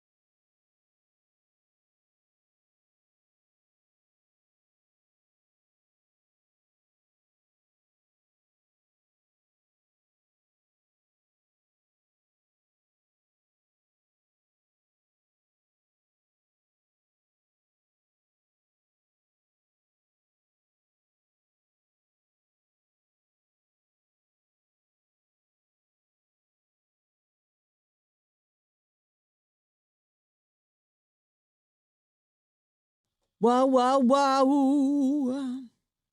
How can we go back to being friends? How dare you? It's Alice, 97.3. Sarah Vinnie, Alice's morning show. It's hump day, and coming up right around the corner here, 8 o'clock, we have your chance to win Shabuzi tickets. In fact, we're going to do them. I think I might give them away before the song. So be listening, before we start our song at the top of the hour. If you want to go see Shabuzi, 8 o'clock, we'll do that. And right after that, we're going to play the Battle of the Generations, Bridge the Gap. This is it. This is a grudge match today. Scott Budman, already here. He's so ready to rip Sam Lubman's head off that he's already sitting in studio. I'm going to root for him to rip Sam Lubman's head right off. Yeah. Clean off. off. Take it off. Tear that thing right Make off. it gory, man. Yeah. It's going to be good. Scott Budman of NBC Bay Area. And then he's going to join us for a friendly little segment about AI and how it's going to murder all of us. Should Take be all fun. our heads clean off. And so this will be a deciding round between Scott and Sam from down there at 95.7 The Game. What's up, everyone? This Alice Report is brought to you by Jumpstart MD. Creative Energy's pre-summer backyard event is on now. Oh, that's nice. Save big on hot tubs, swim spas, saunas, and cold plunges. you'd love a Visit cold Creative plunge. Energy this month and make this a summer to remember. Yeah. Here's what's happening. Partly cloudy overhead here in downtown San Francisco. Warming up today to the mid-70s and hotter by the weekend. I know it's been actually like cloudy and chilly. I'm looking forward to today. And bring on the heat. Bring on summer. This is breaking news. Ted Turner, rest in peace. He died my at the goodness. age of 87. Well. And many of you know him because at one time he was the owner of, it was the channel TBS, but it's where he... I thought it was TNT. Oh, No, Turner both. Broadcast. Oh, he owned... Yeah, whatever he was a it mogul. was, he bought the Atlanta Braves and played them on his channel. And the Atlanta Braves got incredible national run because here's the guy who owns them with his own channel, putting his own team. So there's all these Atlanta Braves fans who, why? Because they were on. Exactly. I like those Atlanta Braves. Anyway, also, wasn't he married to Jane Fonda He for was a minute for there? a minute there. There you go. A few minutes, actually. They had a little Rest run. in peace, Ted Turner. Yeah, rest in peace. That's all I know. They have a about bunch of him. kids. Is everybody rich? What's going to happen? No I'll idea. see if I can find Yeah. that out. That's what I'm interested in. It's literally like 4 minutes ago. Just Happened. Breaking news. Okay, so we begin with what's the one slang word that has stood the test of time? Cool. What about, is it cool? It's cool. In one try? I know this. How do you know it? Because I talk about this all the time. To It's whom? fascinating. Who This wants is to listen your to that? bit? Nobody. This is your bit. My mom taught me this when I was a kid. She's like, for some reason, this word stuck around. And I've noticed it through my whole life that it's still here. Yeah, cool. It's not slang anymore, baby. Cool is right. I was going to say neato. Most slang disappears fast. Think about how many words sounded trendy for a couple months and On then fleek. vanished forever. 6, 7's gone. Yeah. Usually by the time I'm hip to a word, it's Mm-hmm. already on the decline. But they do say the word, and the word is... Cool. Cool. This linguist says, cool has been popular for more than a century, Oh, which is pretty more than a impressive for century. slang. Part of the reason is how flexible it is. Cool can describe somebody laid back or stylish or impressive or just likable. You can say cool it or ask, are we cool? You can even eat Cool Ranch Doritos. Cool Ranch. I looked up some of the words, some of the slang in the early 1900s. Bee's knees. Oh, yeah, bee's knees. 23 skidoo No, I don't know means that let's one. get out of here. Let's 23 skidoo. Gams, Oh, legs. legs, Yeah. handcuff, engagement ring. Oh, adorable. Wow. She was a ball and chain all the way back in the olden days. In the 30s and 40s, cruising for a bruising. Oh, yeah, cruising for a bruising. That was big at my... Knuckles- You kids are cruising for a bruising. Knuckle sandwich. Yeah. And Blockbuster as in a huge success. I feel like we still say blockbuster, like a summer blockbuster. In the 50s, it was daddy-o. Oh, yeah. Cool cat. Pad, daddy-o. like let's go to your pad. Wow. Dig and hip. In the 70s and 80s, couch potato, mind-blowing, rad. Rad was in my life in a big way and continue. I still use it. Bogus also in my life. Yeah, that's bogus. I still say bogus all the time. Ugh, bogus. Take a chill pill. Oh, yeah. Chill, maybe. I will. Chill, yeah. That's the 70s and 80s. In the chill 90s out, man. and 2000s, da bomb. What's up? Talk to the hand. pH fat. Never heard of that. Oh, pH spelled with a PH. Right. In the 10s and 20s, it's slay, flex, bussin', yeet, ghosted, and riz. What about bet? Remember everyone was saying bet for a while there? That seemed like the teens. That's a hip hop thing, but yeah, that was on the list. And bay. Oh, yeah. Fam. Yeah. Okay, fam. Well, there you go. Cool. I had a whole, presentation plan for you, but someone knew the answer before we even got the headline out. She's so smart. She is smart. I hope that doesn't bode well for Sam's performance. She's on a winning streak. She did win both games this morning, too. Is literally the way it's used now slang? Yes. I was thinking literally. I was also thinking legit. Oh, legit. I like legit. Oh, when I was a teen, we used to say, "That's so boss." Ugh. Ugh. I like when you said da bomb. I feel like I haven't said, "Oh, that's da bomb" in so long. I think the early 2000s probably killed that one. You couldn't really talk about bombs for a minute there. Oh, that is true. That's actually a really good point. Solid point. I remember I had to go do a tryout in Chicago, and I was meeting all the people at the radio station when I flew in there. It was right before you and I took the job here. And I was in there in the night to do this tryout, and the guy I'm talking to does the production. And the program director of that station, which was Q101, the Live 105 of Chicago, the alternative, he goes, Jesus, I have to rewrite every single thing my boss gives me for production. Oh. He wants me to put the bomb in like one of the production pieces. He's Not cool, man. He doesn't know that's already history. And this was, when was that? 97. 96 it would have been, 96, actually. yeah. Like I have this memory of, it was over in 96. Yeah. Whoever was still saying it after that, clearly the cool guy in Chicago was like, I'm not putting that in there. Yeah, I refuse to. happening. That's not coming out of my mouth. I'll tell you that right now. No way. I'm trying to resurrect rad. That's so rad. I like that one. I Yeah, you I say don't it think use it's it. even Rad. gone away. Yeah, I use it all the time. How about a fast fact? I love fast facts. Listen you know to this that? one. I'm ready. More chocolate is sold at Brussels National Airport in Belgium than any place in the world. They claim to sell around 4,500 pounds every day. I'm not surprised. I think that when people if they're visiting Europe and they go to Belgium and you heard of the Belgian chocolate, you're like, that's problem solved. Souvenirs bought. Right here in the airport. Right, exactly. How funny. Do you say 4,500 pounds a day? Yes. Incredible. 4,500 pounds every day is sold at Brussels National Airport in Belgium. Plane exhaust fumes kill more people every year than plane crashes. But what does that mean? Just like our air sucks? I don't get it. Plane exhaust fumes? Kill more people every year than plane crashes. There's no more information on that? I'd like to know where to avoid. It's a fast fact. If I live near the airport, am I definitely going to die from plane exhaust fumes? There's a strange new breakup trend making headlines overseas. Oh.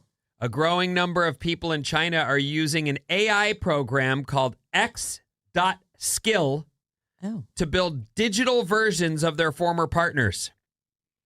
Users upload things like old texts, pictures, voice notes, and social media posts, and the AI then recreates an ex's personality, speech patterns, and shared memories.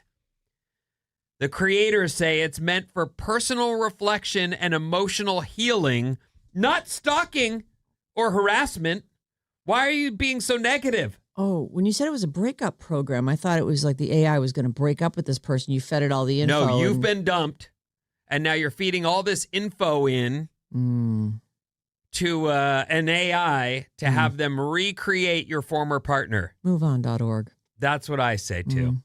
Critics are worried it could create major privacy issues. Yeah, you think? Yeah. Especially since someone's personal data could be used without their permission. The ex-girlfriend or boyfriend is now... I think a much healthier alternative to this is to go to the Real Doll store. Oh, does that help? And get get her recreated and just bring her home. Nobody has to know. I have told you many times that if someone is going to dump me, I'm not going to bother them with why. I'm not going to hassle them to... You say that, but that's because nobody's ever broken up with you. That's not true. You haven't had your heart broken and slammed down on the ground right in front of you. That's ridiculous. Yeah, I don't buy it, Vinny, but go on. Anyway, it's because I don't feel like you need to take that kind of... You don't want to know what you did wrong? What went wrong? I thought we were happening. We it was weren't going. a good fit. It happens. You don't want to be with me. I don't need to at walk least right you into heard the buzzsaw that is... Well, because you're hideous. Or you've got halitosis. But you would want to know that. I don't want to know that. How are you going to date more people if you got horrible halitosis that everyone keeps dumping you and not telling you why? Because everyone doesn't keep dumping me. That's the point. No. God. So weird. I have this friend, though. The not wanting to know. This is to make my point. I have a friend. This girl dumped him, and he was like, we were meant to be. Oh, obviously you weren't. We were meant to be. We were great together. We were so good, and those times when we were together, there was nothing but total like oneness. Like it's all this smooshy stuff he's telling me. Isn't it funny how one-sided a relationship can be? And that's what I'm sitting here going, yeah, except that she walked up to you and dumped you. Yeah. She didn't feel the same way. But I never got a chance to find out what the story was. Like she said, it's because she has things in her life and she's got to just work on herself and she's got to. So she told him all the stuff and he didn't buy any of it. He was like, I don't know what happened, but one of these days I really want to tell her like how important she was to me. Please don't. And I was going, bro, you've got to stop it. Yeah. You've got to stop it. So it sounds like he did hound her and ask her. And she told him all the things that are true. If he could just like stand back and go, oh, she doesn't feel the same way that I feel about her. Well, that sucks. It's just so hard. That's the answer. But that's the point I'm making is so just ask. What if it was halitosis? You'd want to know. You'd have to go to the dentist and figure that out. It's not that because I brush my teeth. I do. People can still brush their teeth and still have halitosis, Vinny. Well, yes, that's true, but I don't have that. You know, people with halitosis, they know. You can taste that in your mouth. I don't think they always know. They do. They're don't. in denial about that flavor in their mouth. You know that rank flavor in your mouth? You know, that's your bad They actually breath. say that people who have halitosis can't taste that. Their mouth actually tastes kind of sweet to them. That's your teeth rotting out of your head. And making your breath stinky. I feel like if your breath is really bad, why can't you smell it yourself? Like it's going out right underneath your nose. Well, I think they can. I don't know. But I mean, that's just like the person who you go to your kid, you're smelly, go take a shower. I don't want to take a shower. He's like, but I just said you're smelly. You're offensively stenchable. You're a smelly person. Get in the shower. Not yet. And then they get in the shower, no soap. Right. Wait, you just rinsed off like a dog, so you still smell like a dog? By the way, ladies and gentlemen, the very handsome TV star, Scott Budman from NBC Bay Area, is already here. You can find him on the socials at Scott Budman. He'll be gaming with us in just a minute. Yeah. Right now, Come on, Scott. We turn it over to Maddie with your text. 800-400-3697. And Maddie's on the show. Feel free to go a little bit long. Let's see, 510. I would love to recreate my husband who passed 20 years ago, so it could be wonderful for those who loved one has passed. Lynn, listening on Odyssey. Well, if somebody died and you recreated them... That's not an ex in the same way. Right. That's not someone who's like currently stalkable. Yeah. You know, just to have... That's almost like a personal little digital shrine to them. I can kind of see that.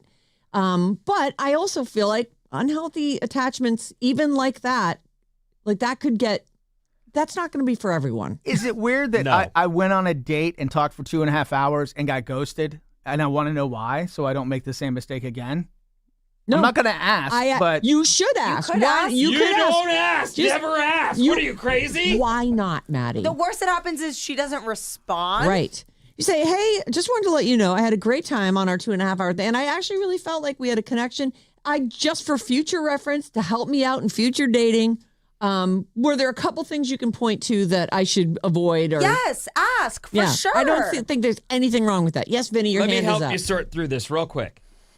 You going to tell him what he did wrong? Well, I'm going to ask a quick question because this is one of the things, and radio people aren't always aware that they're doing it. Did you talk for 2 hours on and on and on without letting her say any words? just the opposite. She actually wrote afterwards. I was like, wow, we talked for 2.5 hours. And she's like, I know I talked too much. And I'm like, you didn't talk too much. And I'd like to do it again. And then nothing. Maybe she broke her phone. And she just doesn't No. got no I yet. think it was me. Yeah, okay, well, I think it might be you. Maybe you're too handsome. Yeah, maybe she's maybe. like, you know what? I can't I don't know if I can nail that a down. hunk of meat like that. Yeah. That's going to cause me That's trouble probably it. long You know term. what? Ding ding. I don't want No, that guy no, out there in Vinny. the real I world. doubt She's that. rich. Oh, Yeah, she was the potential sugar mama. She's not afraid of a Did you handsome sign every man. letter with dollar signs? Was that like? No, I don't know. Well, maybe Yeah. it's like the texters who are always texting in that I lick my lips too much. Maybe I was doing that too much. Oh. I do think a lunch is a crazy first date. I personally would not want to talk to someone, get to know them while I'm eating. I know. That's not I my find favorite that either. when I am meeting someone, or like I've had job interviews over lunch and been like, okay, so I'm not gonna eat, right? Because well, that's what you do. No. You don't eat. right. In fact, if I were going on a lunch date, I would probably have something to eat before just so that I wasn't famished. Right. I'm just going to have water. But don't worry, I'll pay for yours. Get whatever you want. Whatever. I won't. I'm done. No, you should You reach should out. ask. Do it. You should Do it ask right her. now. Why not? Do it right now. I We can tend- draft it. Are you going to draft it for him? Yeah, why not? Okay, what are you going to say? Okay, yeah, here we go. I think actually what Sarah said is perfect. What did Sarah say? Hey, I can't remember We now. had I had a really great time at our lunch, a couple weeks ago Yeah. or whenever it was. I thought we really had a connection. I would love to see you again, but if not, Can I would, borrow $50? I would love. I'd love some pointers if I made any mistakes so I don't make them again. Yes, I've been having a hard time getting back in the dating scene, so I would, I'd love some feedback. Yeah. Some date feedback. Can you just write back and poop all over me? Thanks. Yeah, that'd be fine. And then you'll know. yes. I don't know. Vinny's making a strong argument. No, he isn't. Maybe he was picking his nose and he didn't realize You're it. obviously, he might be. He obviously is bothered. This is the 25th time since that date happened that he's brought the date up. I don't think it's clearly I've never been bothering ghosted. him. That's Not not, the You've first ghost. never been ghosted? That's just not true. That's No, not it's- true. that There have been other dates that you've even been Well, on, I and you're know, like, but- oh, she didn't write back to me. but I knew what happened there. It was. Well, what happened? happened with the hot snowboarder chick that you took out? Yeah. Oh, she didn't want to date me. She just wanted to go out. She just wanted to. No. What are do you you talking- how do you know She that? wrote You don't me ask and any said, questions. Attitude bothers me so much. She wrote me and said, I want to date Maddie. And I said, okay, I'll introduce you I'll to. set And her I up. did. Like, I don't. So what went wrong? I just got the vibe she wasn't into it. She wasn't Oh, so into you me. never asked her back out. Yeah, I think I did. Yeah, and we kept talking after that a little bit, but it just kind of was like It she wanted petered the out. friend thing. It felt like, and I'm like, I don't need any new friends. Have a nice Well, you life. do, though. You do. I- You do actually need new talk friends. about how lonely you are And there's actually all no the time. reason not to be Anything friends with a else. hot chick. I She don't might have other understand hot you. friends. What's You're wrong very with you? difficult to understand. You're like a mystery. Maybe I just answered the question. Maybe. I think we're Okay. Did we get All there? right. Did we do we it? did. We Thanks. did it. That's All Sorry, right. good job. Shoofers. Good job, you guys. Sorry, Tech. We are going to take a short break. Here's what's happening. I've got those Shabuzi tickets, and I'm going to do those between the commercials and the song. So don't go So away. don't go away. We're going to do the Shabuzi tickets there, and then when we come back after the song, we're going to play Bridge the Gap. You should get to your computer and set up your YouTube so you can watch it live as NBC Bay Area Scott Budman, whichever, takes on Sam Lubman from down the hall at 95.7 The Game. This is it. No ties. This is going to settle this grudge match once and for all.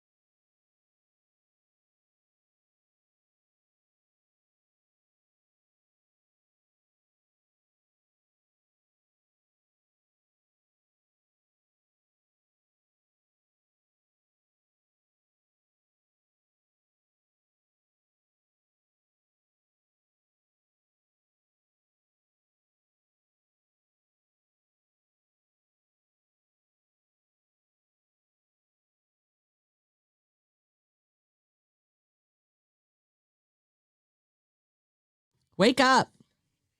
Yeah. Okay, we're going to do Shabuzi tickets right now. If you've been like, I really want to see Shabuzi. Well, now's your chance. Right now. Maddie's sitting there ready to go. He's got a pen in his hand. Looking at the phone. Right now, be caller number 9, 800-400-3697.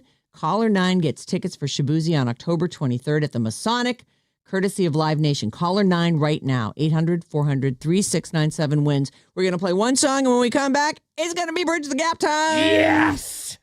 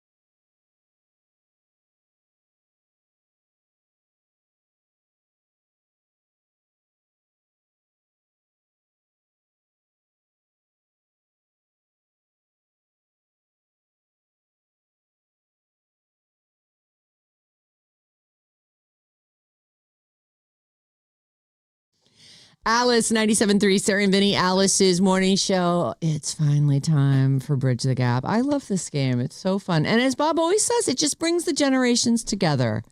Yes. Look at us doing good work. Oh, the kids, the grown-ups, all relating to one another. Hey, before we start, congratulations to Billy and Milpitas. He's going to see Shabuzi. Wow, jealous for Billy. Yeah. Everybody. Oh, you want to go to see Shabuzi? Yeah, that'd be awesome. Well, I mean, the phone number is 800-400-3697, so you can. Next time. Yeah, maybe next time. Just be caller 9, Sam. All right, so here we go. You guys are back together again. The gang's all here. It is. How's it going, Scott? Good. How are you? I'm excited. Good. Maybe we'll tie again. How fun would that be? You can't tie. We will not tie. no time. We're not allowing that. It has been fun watching Sam just mow down the competition. I know. Very proud. Oh, did you listen the last few weeks? I did. It's he's bridging the gap. He's doing it. I'm nervous fooling today. us old folks. I'm nervous today. Scott was my biggest challenge yet, so Yeah, I mean, for it to end in a tie. You didn't study or anything, did you? No, I'm just ready to go. Scott, do you study? No. You just live your life. Why and start know studying stuff. now? Right. Why ruin a good thing? All right, before you start the little song, I want to say go to youtube.com. Just search for Alice973.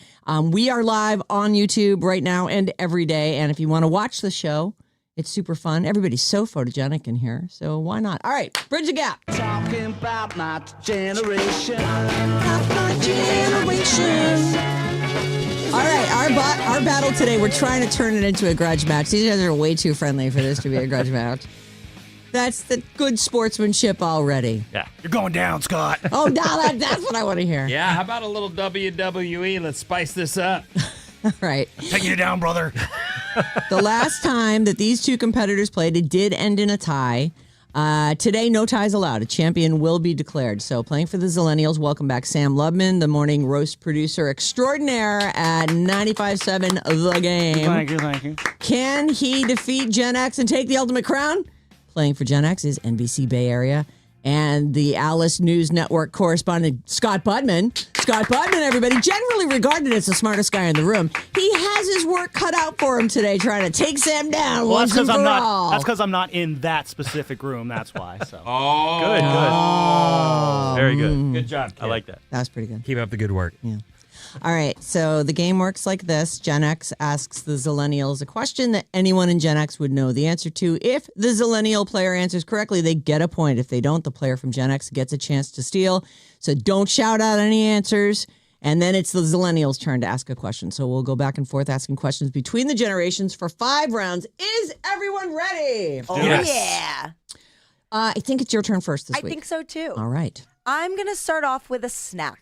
Oh, snack. Mm-hmm. What's the name of the chocolate sphere that contained candy and trinkets? Oh. A chocolate sphere that contained candy and trinkets. I don't know. No, I don't know. No guesses. No guesses. All right. Sorry, Sam, I'm blank. Sam? Steal. Oh, I wonder what's in a Wonder Ball? Correct. A Wonder Ball. A Wonder Ball. Never heard Nice. of it. Amazing. How far back does that go? I remember. I was like 7 or 8 when I Very first saw the little. commercial. Because the toys today are all about the surprises. Like Yeah. you open it, it's wrapped, and you open it, and you don't know what you're going to get. Is that what that was? It was like that. And for a while, they had toys in them also. Or maybe it's like if you were able to get them in Europe, they had toys in them, but then eventually they only had candy in them. So they were it was less a exciting. chocolate ball. Yeah, a chocolate ball, and you could crack it open and it had surprise treats in it.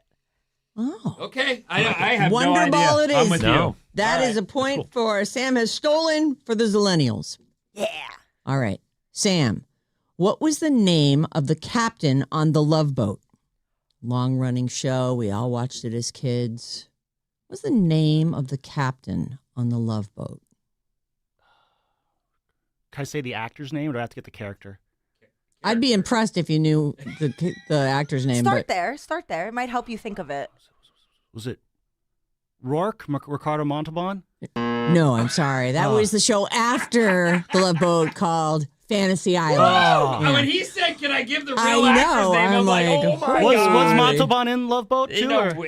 Fantasy No, Island. Fantasy That's Island how- and Love Boat were almost like partner shows, you know. I didn't know if he was on both. Darn it. Both. No. All right, Okay, Scott. now we turn our attention No, to. it's, you know. I think you're thinking of Captain Stubing, Well, right? that is correct. I just really didn't like the look on your face. Whew. Tied up. Phew, we are tied up. Both steals. All right. I think this is what happened last time, too. Like Here every we go question. again. I know. All right. Sabrina the Teenage Witch had a really helpful and sassy cat. Name that cat. Oh, jeez. Brutal. I don't even know if I could Really? name I it. thought this was really easy. Brutal. I have no idea. I'm just dying to find out if Sam watched Sabrina the Teenage Witch. Yeah, I certainly didn't. It's funny. I can see the actress. Can you? Yeah, maybe, but I don't know because our generation was more Bewitched, I think, right? Yeah, definitely. So the cat in Sabrina the Teenage Witch. Wow. No, I don't even have a guess because I never saw the show. Salem. Correct. Oh, that's He Another knew. skill. I did watch the real show and the animated show of Sabrina. Oh, Oh, I there was- forgot about the my goodness. animated one. I watched the animated more because I was younger and more colorful moving pictures in that one. Mm-hmm. That's good. Wow. Yeah, I'm impressed. Salem. Okay, Sam, this one's for you from Gen X. Give me the first name of 2 of the 3 Bee Gees. Okay, so obviously there's Barry. Oh no. Glenn? No, it was not Glenn. Give me the first name of 2 of the 3 Bee Gees for the Steel, Scott. Well, he got Barry, and there was Robin and Maurice. That is correct. Oh, that's what it was. Pulling all Yeah, 3 of I was them. trying to think of that Robin. sketch that Jimmy Fallon and I knew- Justin that Timberlake. I was like, Glenn or Rob? I definitely felt like the kids in the Jimmy Fallon thing is a possibility. That was good. Yeah. Mm-hmm. All right, we're all about the steals here. It's 2-2. This one I think is very easy, but we'll see what Scott Budman thinks.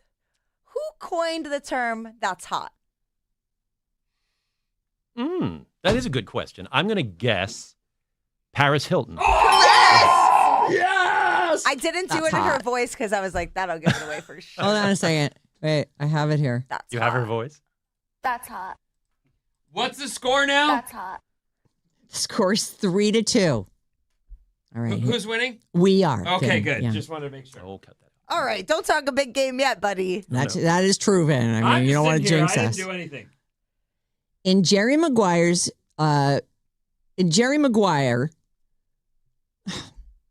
let's start this over. In the movie Jerry Maguire, Cuba Gooding Jr.'s character Rod Tidwell plays for what team?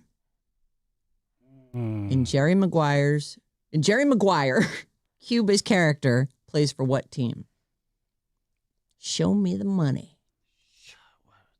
I'm going to take a guess. Tampa Bay. No, I'm sorry, incorrect. Oh my God! I thought for sure as you read that, I I know. went, "He's the sports guy." I bet- Stop! I No, know, It's been but- way don't too do long it. since I've seen that movie. I know, We're in and trouble as here. good as that movie is, there are 15 million details that we sports fans know before that. Oh, And oh, so you're gonna. as much as I love this movie, I have to make a guess like he did. I would guess Arizona Cardinals. That is correct. All right. You are correct, sir. So 15,000,001 apparently, because that is one of the all-time movies. So that's a guess. Oh right. boy, oh boy. It's 4-2.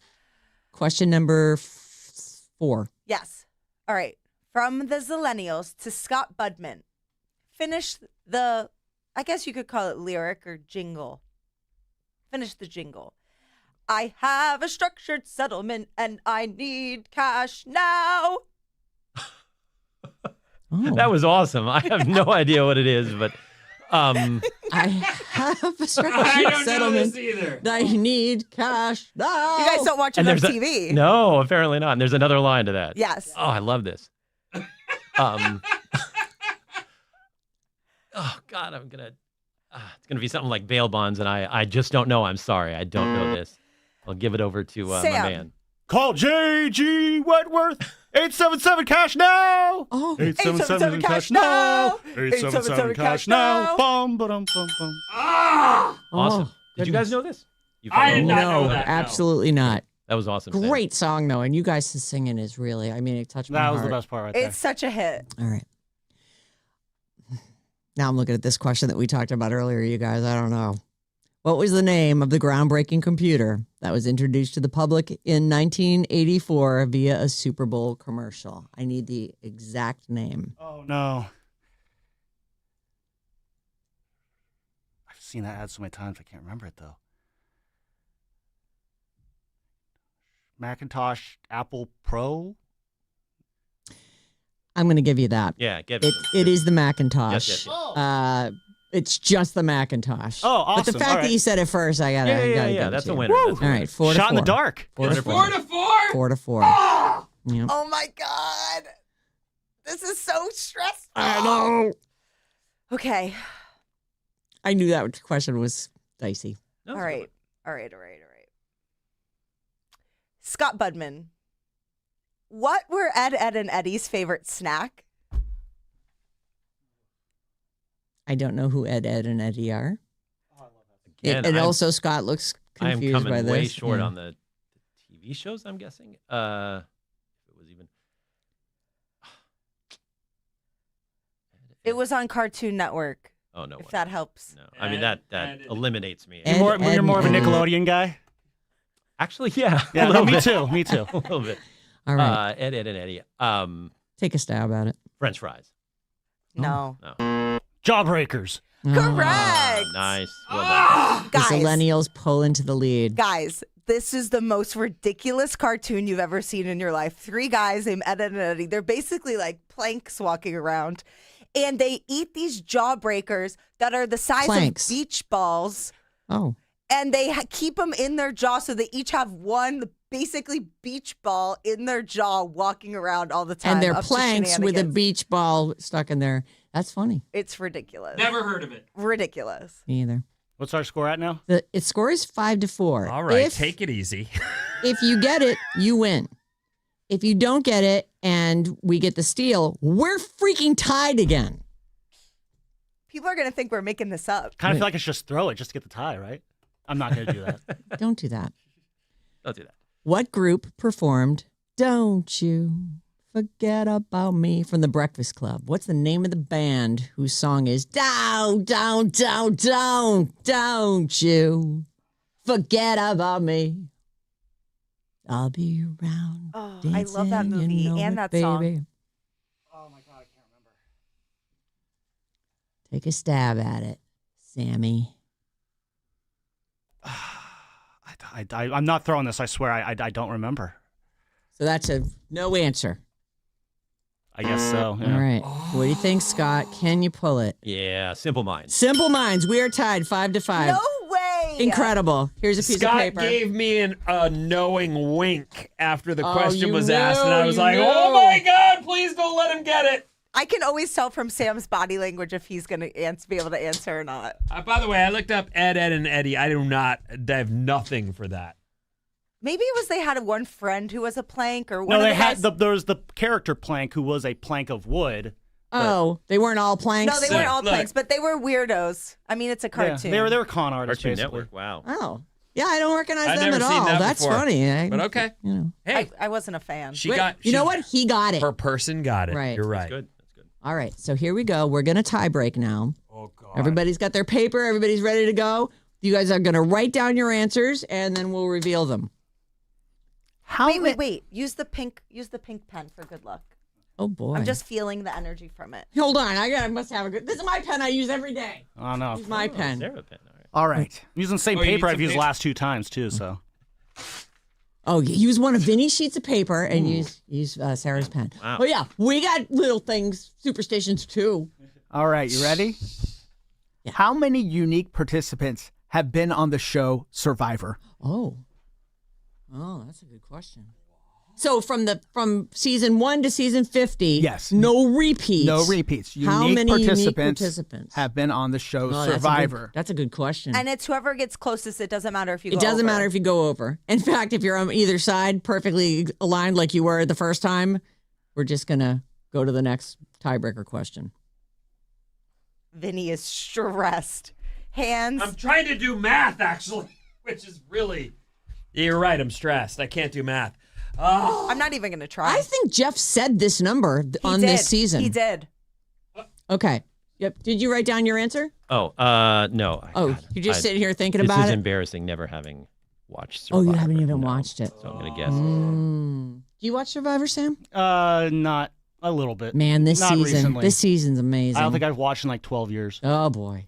Used to watch a lot as a kid because my dad was really into it. Oh. And then when you move away from your house and then you don't watch the Like, same I don't stuff have to as deal you with do. the show anymore, thank Right, God, yeah. exactly. Thank God you said show. I didn't know what you were going to say. Okay. Okay, everybody got their answer? Yep. All right, let's start with Sam. How many, unique participants have there been on Survivor? I put 860. 860. Okay. Sounds good. I'm totally guessing. I said 675. Oh. Probably a little lower. I can't remember what he said. What is the answer, Maddie? The answer is 750. Oh. Shut up. The winner is Scott. Scott Budman. Only 75 away as opposed to 100 Oh, away. my original answer was 800, and I scribbled it out and wrote 860. That's too close. It's close. That's I know. not- No, Good but stuff, Scott. look how happy Vinny's actually crying. That's too close. You guys should That's both too be very proud of your performances. Good game, Scott. And every Thanks, question man. got answered. It's incredible. You know, if I'm actually. going to lose to somebody, I'd rather lose to somebody who's not in the building every day. So that is actually a solid point That's right there. kind of you. That was too close. What was the last one? How many number one songs did Madonna have? Oh, or yes. something? And one of you were said 11 and one of you Right. said 13. Yeah, that's kind of like this. It was crazy. It was. I thought it was a split again. I was Yeah. like, there's no way. I know. Sam, you're awesome, man. All right, Yeah. you too, Scott. Oh, Keep those bridging are that gap, bro. fabulous. Keep bridging the gap. We'll We take bridged some the gap. pictures. We did bridge the gap. All right, I want to take some pictures, so don't run off too quick. All right. And next week, we're going to start with listeners. People who like the show are going to start coming in and playing. So let us know what team you want to play for, if you're a Zillennial or if you're a Gen X, and email Sarah and Vinnie at Odyssey.com. Thank you guys so much for playing Bridge the Gap. Thank you. Yay.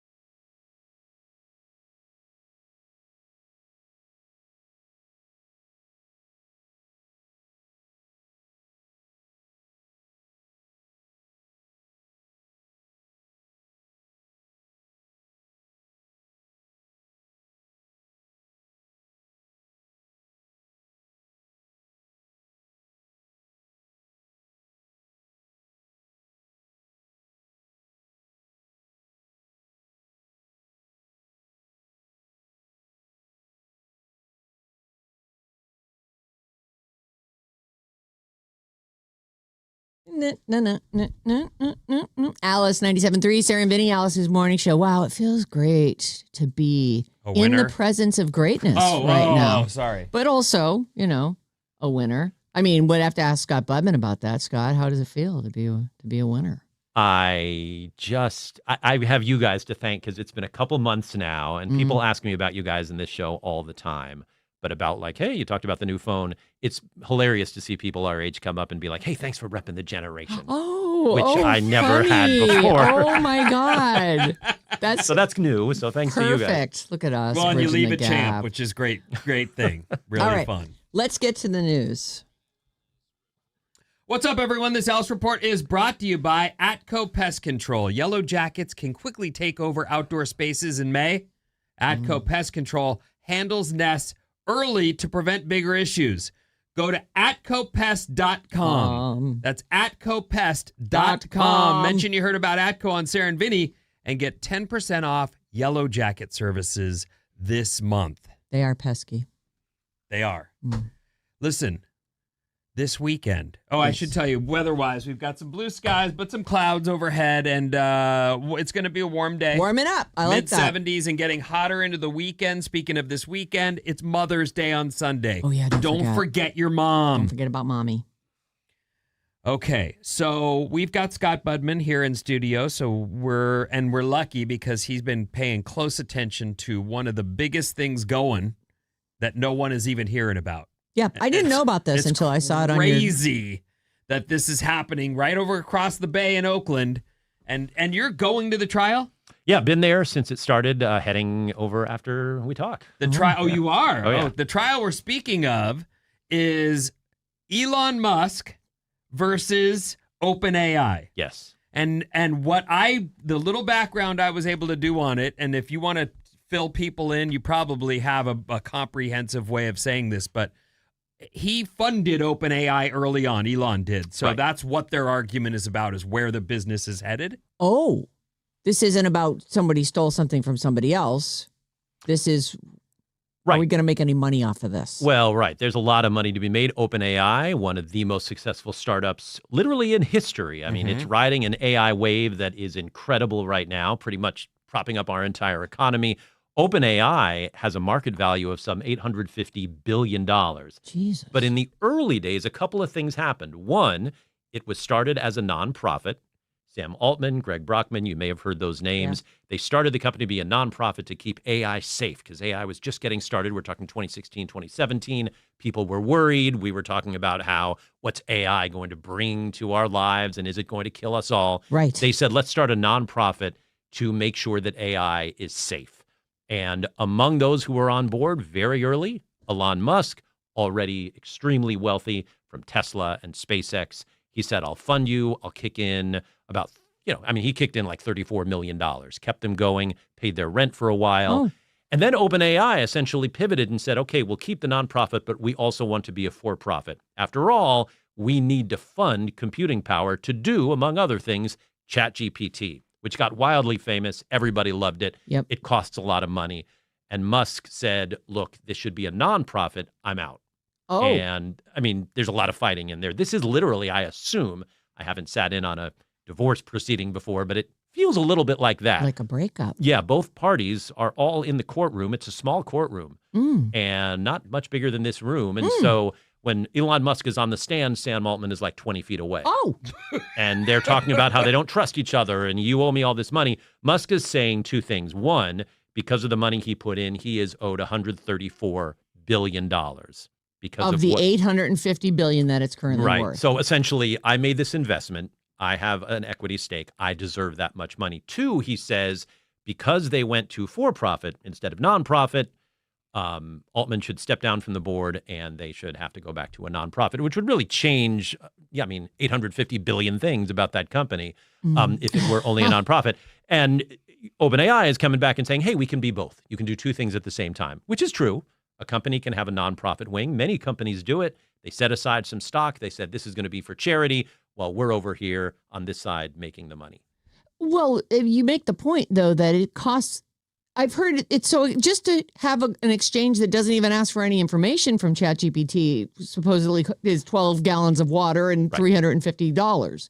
So how can they possibly keep it going as a nonprofit without doing something that will make it money? I mean, they really can't. You can't be a nonprofit and be a super, super successful company with all this compute power that you're talking about, because it costs billions and billions of dollars.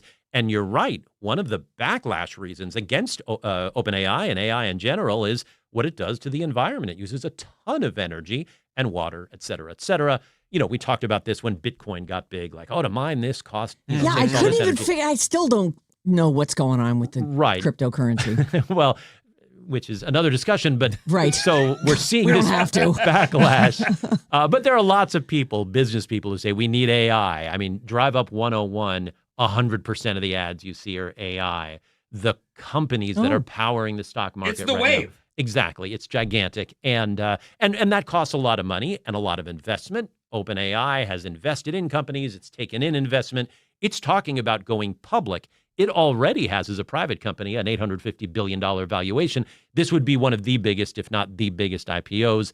Ironically, another company planning to go public with a gargantuan valuation is SpaceX, owned by Elon Musk, who also started a for-profit AI company. So OpenAI was on the stand yesterday, their president, saying he's telling us to go nonprofit because meanwhile, he's a competitor in the for-profit space. Oh, that's interesting. So it is really back and forth, and it's hard to imagine is this more like an arbitration? Like, there's no jury seated there. There is a jury seated, is. and I had to ask my lawyer friends about this. There's a jury seated, but the jury of 9 people will make a recommendation, not make the final decision. The final decision goes to the judge. She will use the recommendation as just that, a recommendation, but she makes the final call. But for whatever reason, she decided to seat a jury of 9 people, and that's why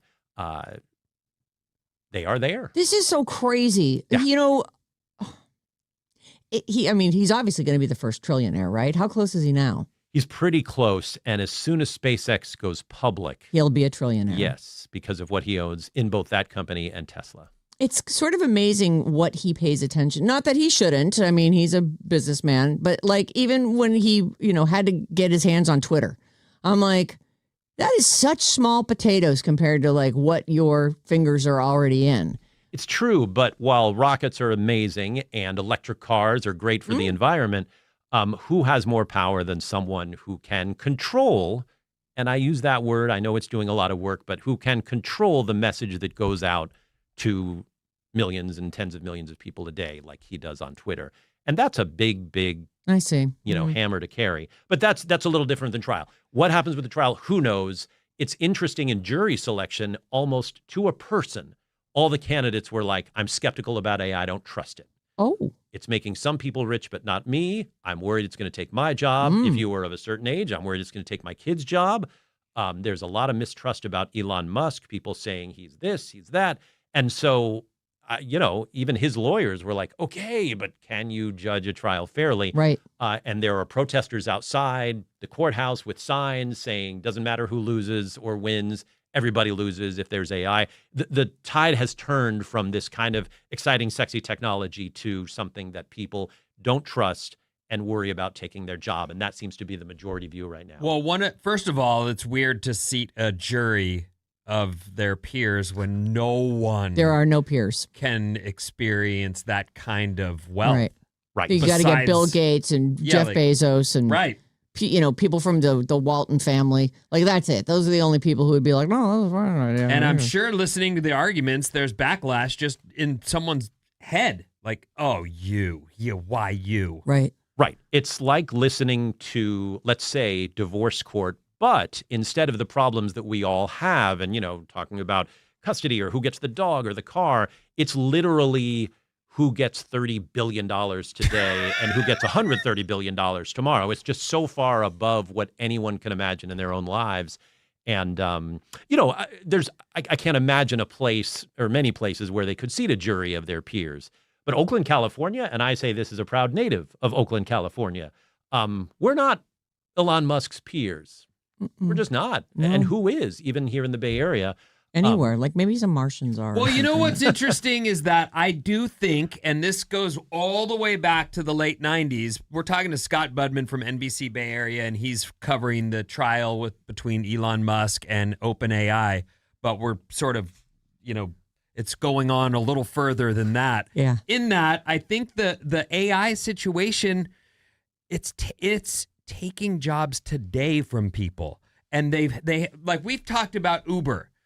Uber said up front, we are going to have driverless cars, but for now you can drive. Well, these people have built that company and kept it afloat, and they will be turned out into the streets. And Meta just laid off 8,000 people, and many of them are either have built the AI that they're going to employ in place of the person who helped build it, or they've done things like they had, what was the technology where they're following a person do its job to train basically the AI on how to do it. And Meta was doing that. So there you are working while you've got AI learning from the employee. It's really... I don't need time off. I'm good to go. Back, I lost my train of thought. All the way back, we were pretty proud of Silicon Valley and how much technology and that basically the world changed down the freeway a ways. Actually, even right here. Sure. In downtown San Francisco. It was a thing of pride, and now it's become like, shame on us. Yeah, I mean, there's still some great technology out there, and if AI can help, let's say, find a cure for cancer, good for AI. But so far, AI has been hit by a ton of backlash because of exactly what you were saying, Vinny. 8,000 people turned out. They helped build the company, kept it afloat, did all the stuff, and now they're like, how do we all go get new jobs at the same time? Right. And companies are a little hesitant to hire because those bots are doing such a good job. Oh. So it's not surprising that they were barely able to seat 9 people. Like, I feel like that jury is a good jury because we all have these reservations and none of us is a billionaire. Right. And actually, the people who are on that jury are very likely to be affected by AI, as we all are, both for good and for bad. And that's why people are worried about it, even while somewhat positive and saying, I get all this investment, I get all this excitement. But at the same time, I understand the concern. There it is, Scott Budman. So what do you think's going to happen? Wraps it all up. You're leaving here and you're going to go over to the trial for day whatever it is. Right. This is like second week of the trial? Yes. And when do they wrap up and hand it to the judge? We talking another week? It's hard to know. She has said she was going to try to do this in 3 to 4 weeks, which is feels pretty fast. I mean, certainly Theranos took a much longer time. But if it is that fast, it will be a quick decision. So does Musk get that much money? Does OpenAI have to change perhaps their board of directors or how they do business?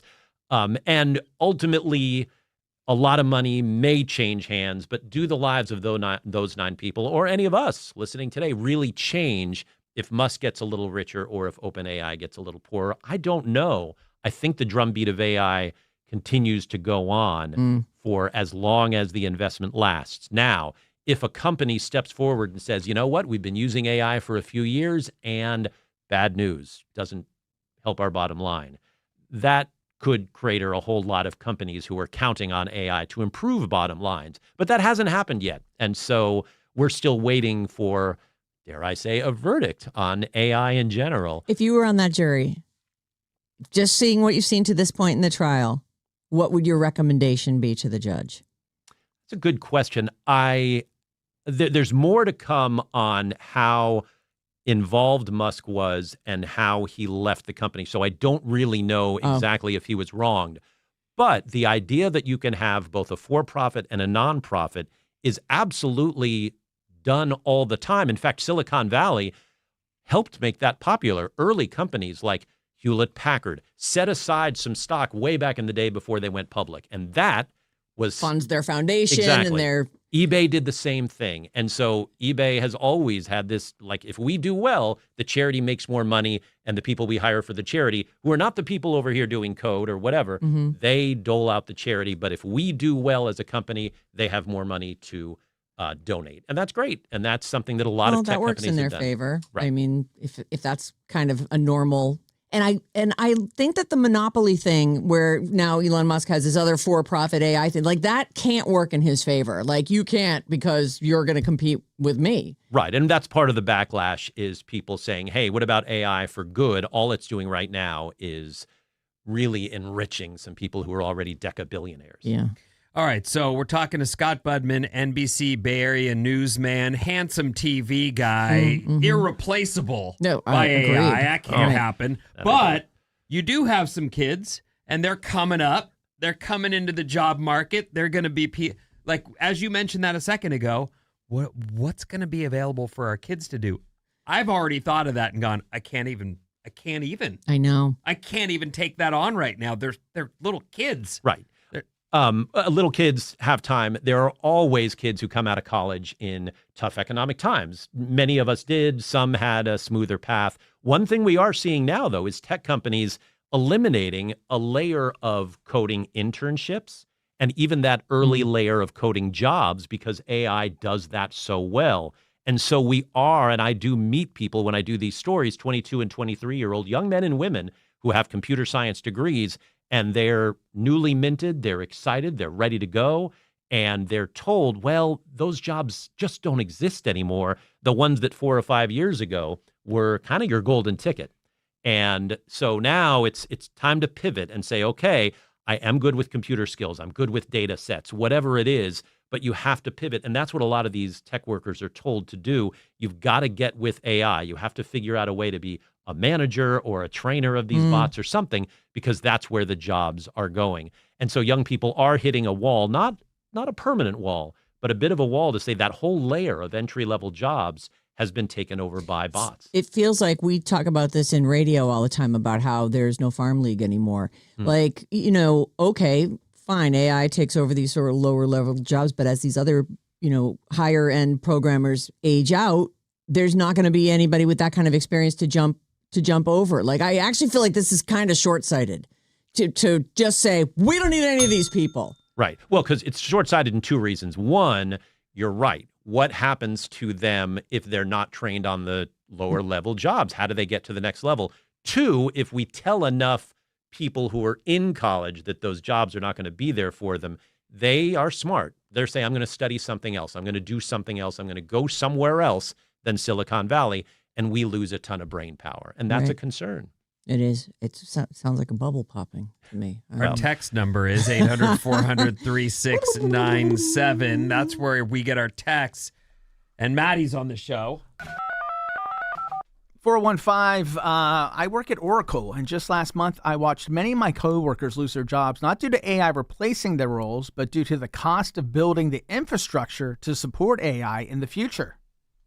Absolutely legitimate. A lot of companies are letting people go because they need money to build data centers. They need money to buy chips from NVIDIA and chip companies, and AI costs a ton of money. And I get it. There are shifts like this all the time. I don't mean to be a Cassandra and say the sky is falling. A lot of those people, and hopefully the one who texted in, you've got skills. Hopefully there's another company out there that says, I need exactly what you can do. On the other hand, we now are in a position where AI has to work, or else these companies are both out of all that money that they spent and have let some quality, talented people go in the name of that capital expenditure to buy another data center. And it doesn't sound like AI is any cheaper than having a bunch of employees. Like I don't know. It's almost like it'll either seek its own level or it'll just become completely unbalanced if you're only on AI and you're paying all that money. It's hard to know. People keep saying, AI bots don't need breaks. And I get that. They don't need vacations. That is true, actually. They can work forever. But, right, a data center is unpopular for a lot of reasons. One, like you said, Sarah, it uses a lot of water. It's an energy, source. Also, it's not creating jobs. A data center doesn't need a whole lot of people. Sometimes they run, and that's that. Right, with the lights out. So you can put a data center in your town, but it's not like putting a Walmart in your town or a restaurant in your town that's going to give people actual jobs and take-home pay. It allows them to support their families. And that's part of the backlash is, why do we want a data center in our town if it's not going to create jobs? It's going to sap energy and ultimately maybe, be part of a wave of bots that are actually costing us jobs. Just tell me everything's going to be okay. I think everything is going to be okay. But we are in a place right now where talented people are being pushed aside in the name of spending on this super hot thing. And I know someone that works in tech, and that is the craziest part when they start doing like an 8,000 layoff thing that is just names on a spreadsheet. Right. That is not Bill's a slacker. Let's get him out. What about this guy? This guy's no good either. Let's get it. Right. It's just a spreadsheet. Let's promote these. Right, Just exactly. boom. These are dollars right here. Mm-hmm. Yeah, and that's really too bad because companies are built, and Vinny, you talked about this just a few minutes ago, by individuals who then bring on new individuals who are all supporting families and working hard and supporting their community with their tax dollars and buying homes and all that stuff. And an area can't afford to lose that many of those workers. Absolutely not. You're amazing, as always, and congratulations on your championship. Winner. Thank you, Scott Budman, for being here today. Thank you, you guys. Always good to see you. In person, too. I know. It's amazing. Thank you for the lucky pen, Sarah. Oh, you're welcome. and Vinny, of course, pulling off the lucky paper. Yeah, the lucky paper. Next time we talk to you, it'll be on the phone. Okay. Oh, don't say that. Well, no. I mean, we want to hear from you again, but you don't have to drive up here. I mean, this is But you could, though, if you wanted to. That'd be fine with us. We'll do it both ways. We'll have both. Thank you, you guys. Thank you.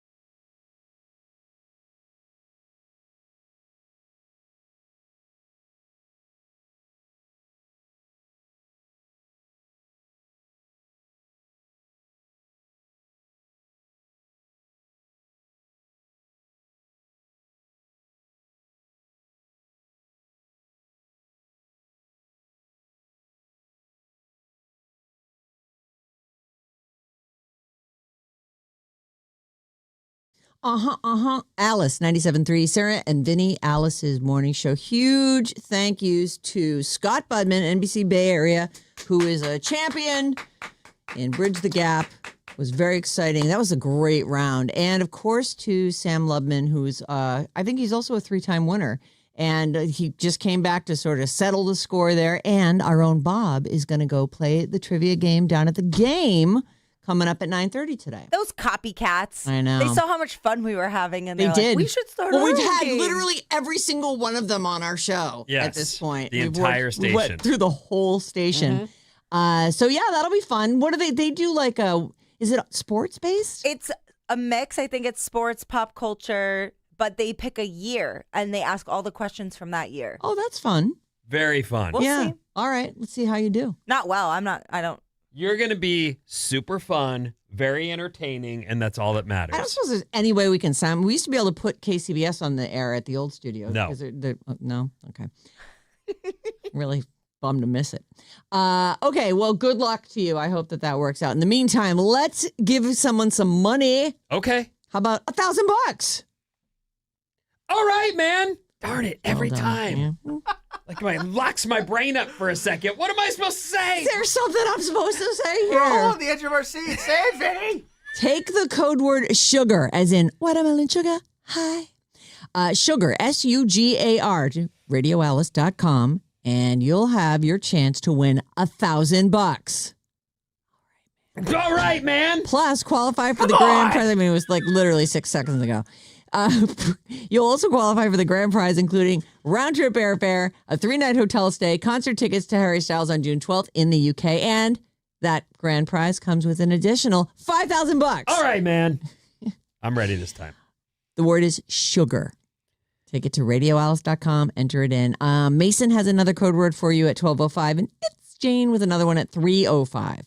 This hour's code word is sugar. This is a national contest, and it's courtesy of Columbia Records. That is a big, that's a prize you want right there. Mm-hmm. You can call or text us 800-400-3697 and email us any old time, Sarah and Vinnie at odyssey.com. If you enjoy Bridge the Gap and you play along in your car and you think, I could win that game, maybe you can. And we're looking for listeners now. Yeah, so, time to put your, money where your mouth is. Right. Back it up. Big shot. So you do have to come into the studio, so you have to get to downtown San Francisco, and parking's not easy, but you're gonna figure it out. And you're really selling it. Well, I don't want people to be like, oh, it'll be easy. It will be easy. It'll be fine. You can figure a grown up. You can figure it out. So we're looking for millennials and zillennials. Yeah, so people for my team, people under 40, ideally. Okay. Is perfect. Any age under 40. And so for us, like people over 45. So sorry, 40 to 45-year-olds. I would say, yeah, like a 50 or above, hopefully, for you guys. Because we want the gap. The key is the gap. Yes, the key is the gap. So we can bridge it. Yeah, we want to.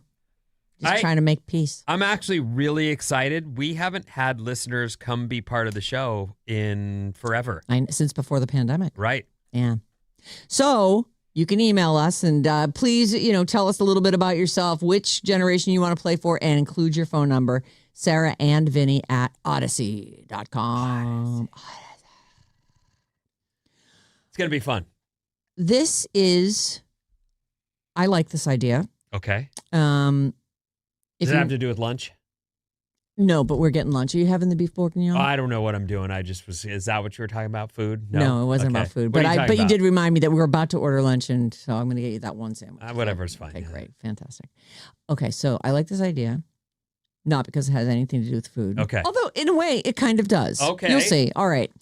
You can now see live concerts in movie theaters, and I don't just mean you can go see the Billie Eilish Hit Me Hard and Soft tour. That is also available to you. Mm-hmm. They're talking about taking the feed and the sound from live shows, and at the appointed hour, everyone gathers at a movie theater and watches the show. And in a way, when you go to a really big show, a lot of times you can barely see the performers and you just watch the camera feed that's up on the screens behind them.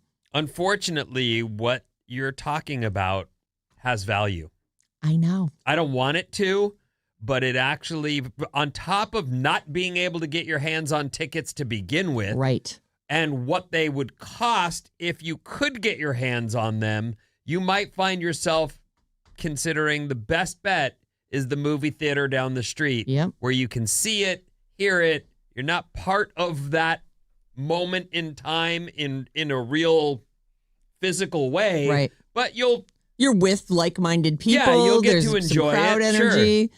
I'm sure that people stand up and dance and sing and do all the stuff that they would do at a concert. I mean, I feel like if this catches on, people could get really creative with this too, because a lot of bands will use visuals behind them, so that might be incorporated. But there could also be some backstage stuff, like get there early because they've got, they could follow someone as they're being announced and getting onto the stage. It could be split screen, and you could have an audience view and an on-stage view. It could be really fun. Really an old concept. Before pay-per-view, this is how people went to watch boxing, even the WWF in the early days. Someplace would have a satellite, and you'd pay money to go watch the satellite feed, and that's how people would watch, live events like that. So it's kind of retro. They also sometimes when you're waiting for your movie to start and sitting through half an hour of ads, they will. I think they're called something events,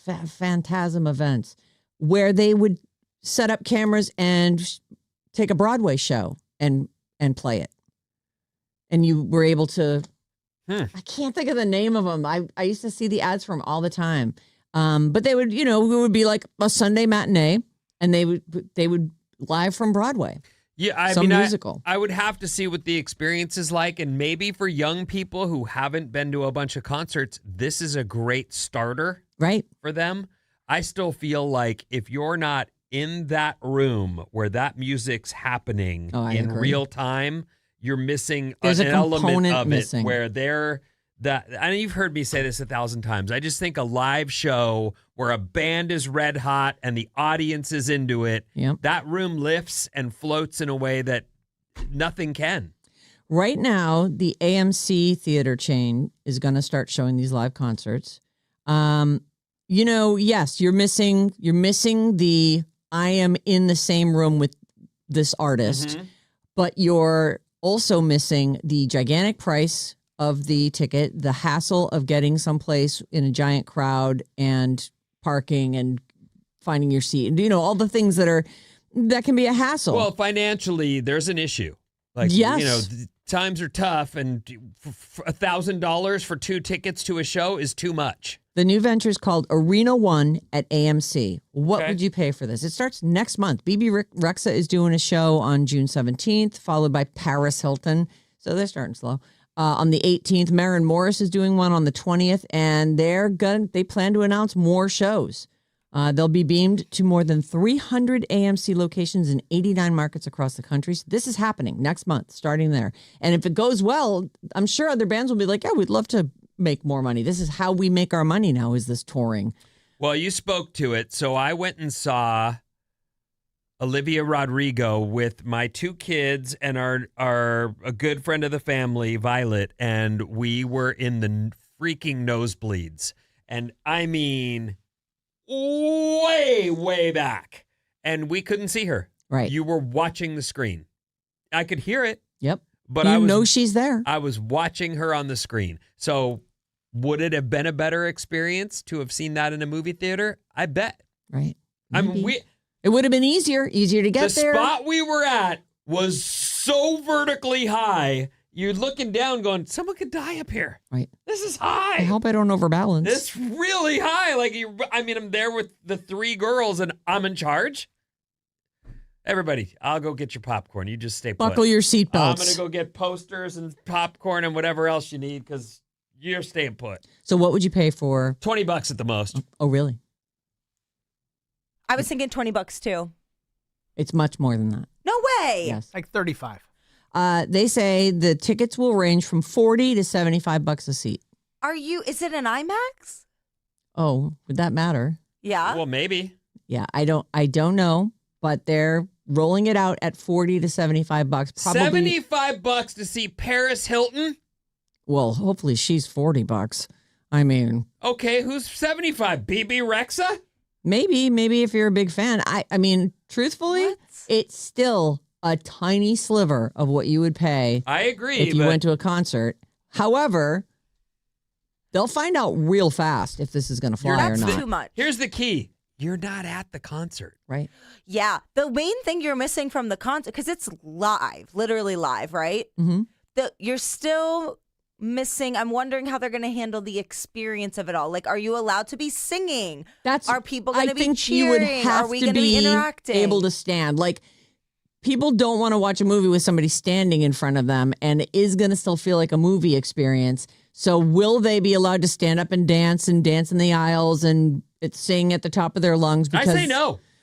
I think that's, if they're going to try and make it a concert experience. If you're charging $75, it better have the atmosphere of a concert. Otherwise, that's stupid. But then on the other hand, if I'm paying $75, sit down. I won't try and stop singing so loud. You can't even sing. I want to hear the person sing. Yeah, that is interesting. Well, we'll see how it goes. Yeah. When I went to see the Eras tour at Alamo Drafthouse, they specifically called it a loud screening. Oh, as in, you go ahead and sing. Yeah, so it was like you are Did you have to sit? No. You could dance in the aisles. You could dance in your seat. Yeah. People didn't really, but you could. I think if you go to see James Taylor live at the AMC Theater, then maybe you do just sit and hum along. But if you go see, some big, like James Taylor still alive? I don't know. I think so. All right. I think he might have retired from performing. I'm just trying to think of somebody mellow. If you go to see Jason Mraz, all right, for the second time today, then maybe you're mellowed out and whatever. I'm just wondering, is anyone going to pay to see Paris Hilton on June 18th? She has her fans, and I'll tell you, she's got she's in a cartoon right now. Oh, yes. My kid was watching the other day. Paris and her puppies, or Paris. It's a show. Like, she has a show. So she voices it's a little girl though, right? I think so. It's Paris and Pups. I've actually seen Paris Hilton live. She did a private show for. Was it just a DJ set? Yeah, she does a DJ set, but she's a great DJ, and work the crowd and don't say just a DJ set. Well, I was thinking she does have songs. So does she get out there and sing songs? No. She mixes live. So it's just a DJ set. But mostly it's there to just stare at Paris Hilton and be like, wow, I'm watching Paris Hilton do a DJ set. But if it's on a movie screen, maybe it's not worth it for you. I don't know. It was too loud for me. It's a good experiment. I really think, maybe this works. Maybe. So 300 AMC locations in 89 markets across the country. It's called Arena One, and $40 to $75. $75 is insane. Maybe if it was in 3D, I would pay $40. We've talked about how movie theaters are struggling on the brink as it is. So if this helps save them and keep them in business, that's great. Yep. Good. And I'm sure some of your money will go to the artist. While I may not be thrilled with it, I do think sometimes we just have to go, I'm not going to go. I don't have to go. They're not forcing it on me. That's too much for me. You're not making me go, right? Right. Okay, then never mind. Do your thing. The Rolling Stones have a new album, and it will include Paul McCartney, Robert Smith, and Steve Winwood. They've announced that I can't believe it's only their 25th album. I figured this has to be their 90th album. But no, 25th album's called Foreign Tongues. It includes their late drummer Charlie Watts in one of his final recording sessions before he died in 2021. They're all very old. The album, let's see. And Chad Smith actually is going to sit in, from the Red Hot Chili Peppers, is going to do some of the drumming on this too. But Paul McCartney, Steve Winwood, and The Cure's Robert Smith. It comes out July 10th. There are 2 singles that are out. One of them they only put on vinyl under the band name The Cockroaches. So maybe you had to go searching for that. But there's 2 songs so far, Rough and Twisted and In the Stars. Were you able to find either? Yeah, I got both of them. Oh, great. Okay. This is Rough and Twisted.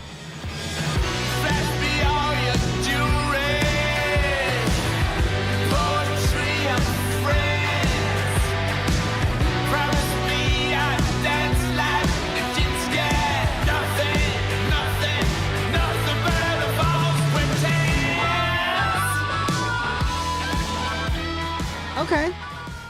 I mean, sounds like the Stones. I like it. Yeah. I don't think that was bad. No. And that's what is he, 85? He's old. He is old. And is this with that guy? Remember the dude that I think the last name is Watt or Watts? Like there's that producer who helped Ozzy do his last record, and I believe he worked on the last Rolling Stone record. He's a young dude, but he seems to be working with a lot of these like incredibly old artists, helping them crank out like final pieces of work. You don't see it? Mick Jagger's age. I don't see that. I didn't look that up. It's Andrew Watt. That guy. And he is producing he in some other band too in the 80s? No, that's a different guy. I know who you're talking about. The Watt you're talking about was a bass player. This guy's a producer, and he like did the last 2 Ozzy albums, and he's done the last Stones album as well. It doesn't. I didn't look that up. I looked up the age of Mick. Actually, I have all their ages here. Mick Jagger. How old's Mick Jagger? 85. 86. 89. He's 82. So I think, do you say 85? That's a point for Vinny. All right. The other 2 living members are Keith Richards and Ronnie Wood. Actually, they are all doing guest shots on The Tonight Show starring Jimmy Fallon. This is, Mick Jagger's going to be on tonight. Keith Richards will be on tomorrow, and Ronnie Wood will be on Wednesday. So he's Rolling Stones Central. That's a good way to promote your record. And you're the Rolling Stones. What's the other song called? In the Stars? In the Stars. I like this one.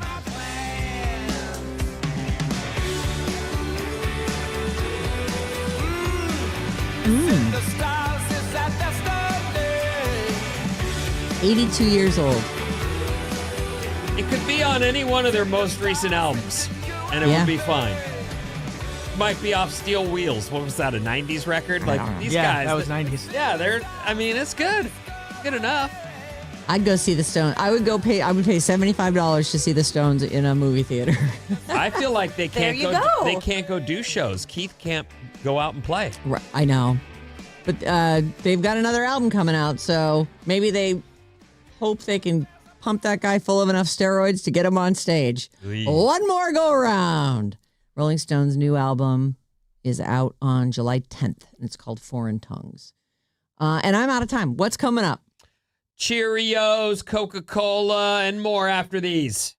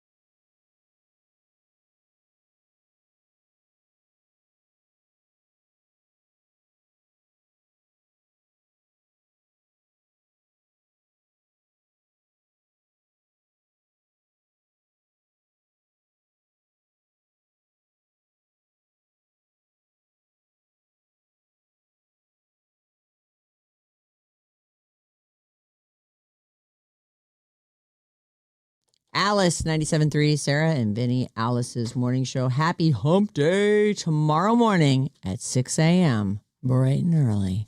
We're going to find out what our homework assignment is for Bob's Movie Club. She gives us a new movie, and we got a week to watch it.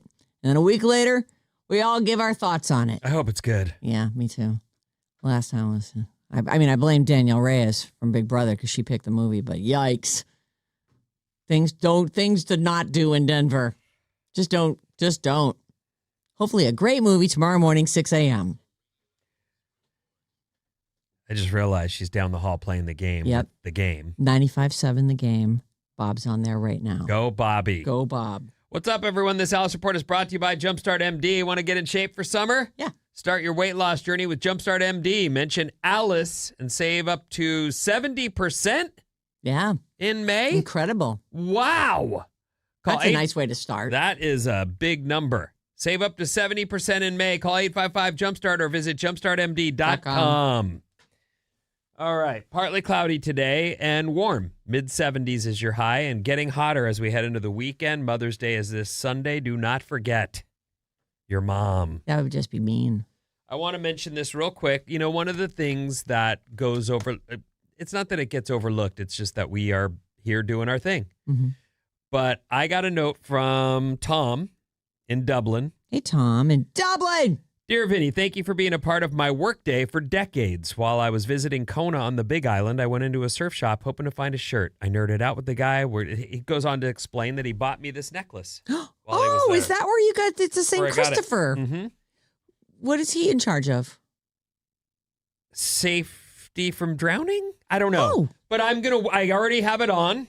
Tom, St. Christopher is a protector. There you go. Well, this is my new shark anklet. Yeah. Great.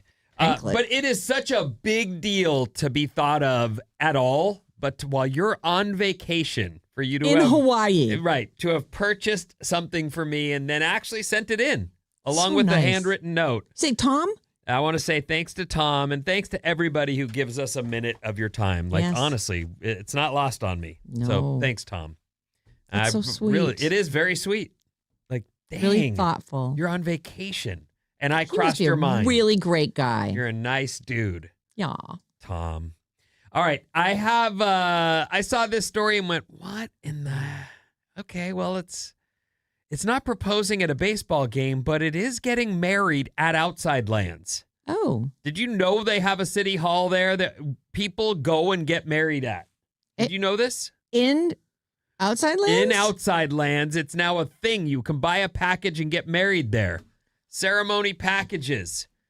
So you go to Outside Lands. You're in Golden Gate Park. Oh. Maybe is it a tent? Like only a semi-permanent? It can't be permanent. So yes, it's got to be some kind of little like setup. So there you are wearing your wedding gown all day. I don't know. That's why I'm asking. Strange. Do people want this? Sure. Maybe they met at Outside Lands. And now all these years later, they're tying the knot. Why not do it where it all started? That's cool. You reserve a time slot. There's a wedding officiant to perform a non-denominational ceremony, wedding photographer to capture your special moment. Oh. Which I think they're going to, move you in and move you out. Yeah. Because there's someone's right behind you. In a way, you could buy all your family and friends tickets and then say, go enjoy the day.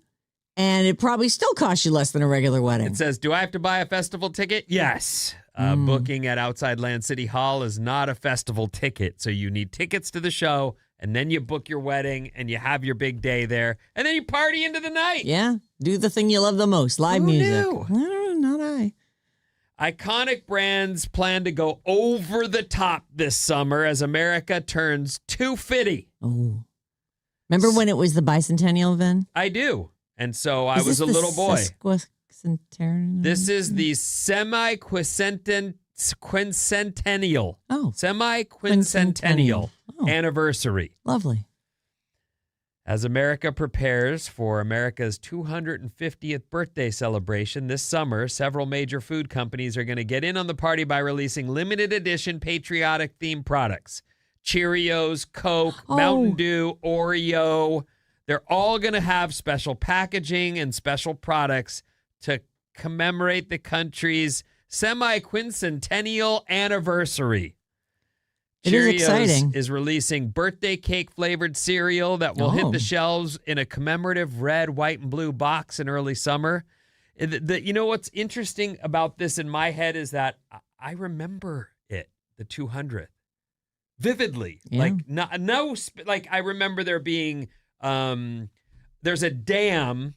I think it's called the Prado Dam, but it's down south where I grew up, and we'd go to bike races all over the place, and they painted a bicentennial birthday celebrate red, white, and blue thing on this dam, and I'm pretty sure it's still there. I remember like we were psyched for the bicentennial quarters. They would say 1776, 1976. It's another thing. So these things will be things that your kids remember. Yeah. I remember it happening for my childhood. So there'll be new cereals, new sodas, new packaging, and I don't know if you save this stuff or you just go, hey, I'm a Coke fan. I'm going to have a semi-quincentennial whatever. You know, it's funny because over the years, you'd hear like people would save commemorative things from various, whether it was from the bicentennial or Star Wars. And I wonder if there are just people who think to themselves, yes, I simply must do this. And if so, if they did it in 1976, what is that stuff worth? Is it worth anything? Is it worth the storage space in your house? Like that's olden day Coke stuff is worth something, but that's, I'm thinking, early 1900s Coke stuff, like signs and bottles, like old, right? But they're going to be putting out it's memorabilia, limited edition America 250 packaging that includes specific states. So, for example, a Georgia one, a California one, Georgia, and has a peach. This says California and has a surfer in the. Oh, fun! So there's going to be very specific packaging that might be cool if you're a big fan. California's surfer culture is a very small part of California's. Agreed. But it's sexier than farming. Right. Well, when the rest of the country thinks of California, they think of Hollywood. Oh, there you go. There you go. All right. Well, whatever. But surf culture, I think they think Southern California, growing up on the East Coast, the only thing I knew about San Francisco was the Golden Gate Bridge and the fog. That's all I knew about it. But ask me anything about Hollywood, and I was, and you then knew it. Right. And then all those beach movies, they said a lot. It's not surprising that they went with that. Well, get ready because the birthday is 4th of July upcoming, and you're going to see a lot of packages to commemorate that. So maybe you're into it, or maybe you're like, oh, screw that. I'm not going to carry around a 12er of Coke. Well, they put it in a box and put it in your attic. And then 50 years from now, you'll be like, look what I have from back when we were only 250. Before the kingdom began. Like I said, I remember that time in my life, and so maybe it'll be something kids are super into. I do look forward to 4th of July. Like, that's always a fun time of year. I love the 4th of July. And we have a really cool parade in my town, and the so planes fun. fly over, right. and there's a parade. And all the kids are like, yay! They're throwing candy at us. Pick America's it up. birthday. So there's that. Our text number is 800-400-3697, and our Maddie's on the. Oh, are we playing a game? We'll have a game. Bob is down playing somebody else's game. Bobby. This is fun. 707. Love Bridge the Gap. My 27-year-old and his girlfriend just moved back to Cali and are staying with me and my husband. The four of us watch and play on YouTube Wednesday evenings. Oh. So fun. Christina, longtime listener since the beginning in 96. Oh, that's fun. Come in. Yes, we would love to have you. Oh, we've gotten some great. We got some folks already lined up, and people are in the queue. It's we've had a lot of people reach out. People used to love to come in and do stuff on the air. Yep. Like, they loved it. Several of them said, "I don't need a prize.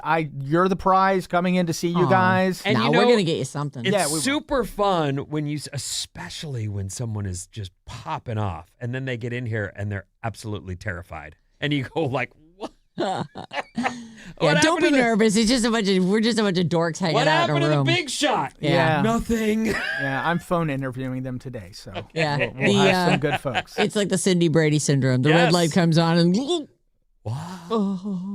Right. A lot of James Taylor fans texted in. James Taylor is still touring, and his voice is incredible. He stays on stage during the brand breaks and says, "Hi, I'm a zillennial," and he's just incredible. I'm actually a really big James Taylor fan. Me too. I love him. But for you to have name called him, I thought he had some medical situation just recently and was like, I'm not going to tour anymore, but maybe I have him mixed up with some other old guy. He's the original JT, by the way. Yeah, he is. 510, can you please wish my wife Anna a happy anniversary? Edmundo from Oaktown. Anna and Edmundo, happy anniversary. And one more shout out. Good morning, my favorite morning show. Longtime listener from Pleasanton. Can you please give a shout out to my kid? He's in junior high school and was nominated for a Sarah Bareilles Award and got to perform on stage at the Orpheum Theater this past Sunday. Oh. He didn't win, but he owned the stage and brought down the house, and we're all so proud of him. Go Logan from Amador Logs. Valley High School. Great job, Logs. Logs. Parents are always so proud of their kids. Yeah. The rest of us really don't care. We have a Logs in our one of my kids' friends group. So I call them Logs. Yeah, your kids That's cute. Your kids are all special. That was sarcastic, wasn't it? Yeah, he doesn't like kids. I just don't be mean about it. Just people always gotta tell you. You should stop talking. Oh, my kid wants to. Yeah. My kid made a travel team. Every kid makes a travel team. Who cares? Oh my God, Maddie, what is wrong with you? I don't want to hear about your dog or West Virginia anymore. I mean, come on. Yeah, no, they're sit special. on it. My dog is The awesome. stupid Mountaineers. My dog's the best. No. The Mountaineers are the best. Oh, yeah, sure. My kids are the best. All kids are the same. So great you left and never went back. He's got a point. You do make a point. Okay. I have more of those strange hobbies of celebrities if you want to do that, or we can just do like how old is that guy or when did that happen? You choose, Maddie. I like this. I like the hobbies. That was fun. All right. So I guess that we could conceivably tie here. This is Strange Hobbies of Celebrities. Cracked.com put out a list of strange hobbies. And tell me which of these is Joe Manganiello. That's Sofia Vergara's ex. Oh, God, that guy. And True Blood. Yeah. Had it made. The wolf. And had to ask for more. Dumb. What He did had her. I know. I thought she broke up with him because He wanted kids. and she was partying her ass off. Well, she was like, I've had kids, and I'm 50. I'm not having kids. I thought that she had an egg dispute with her last husband.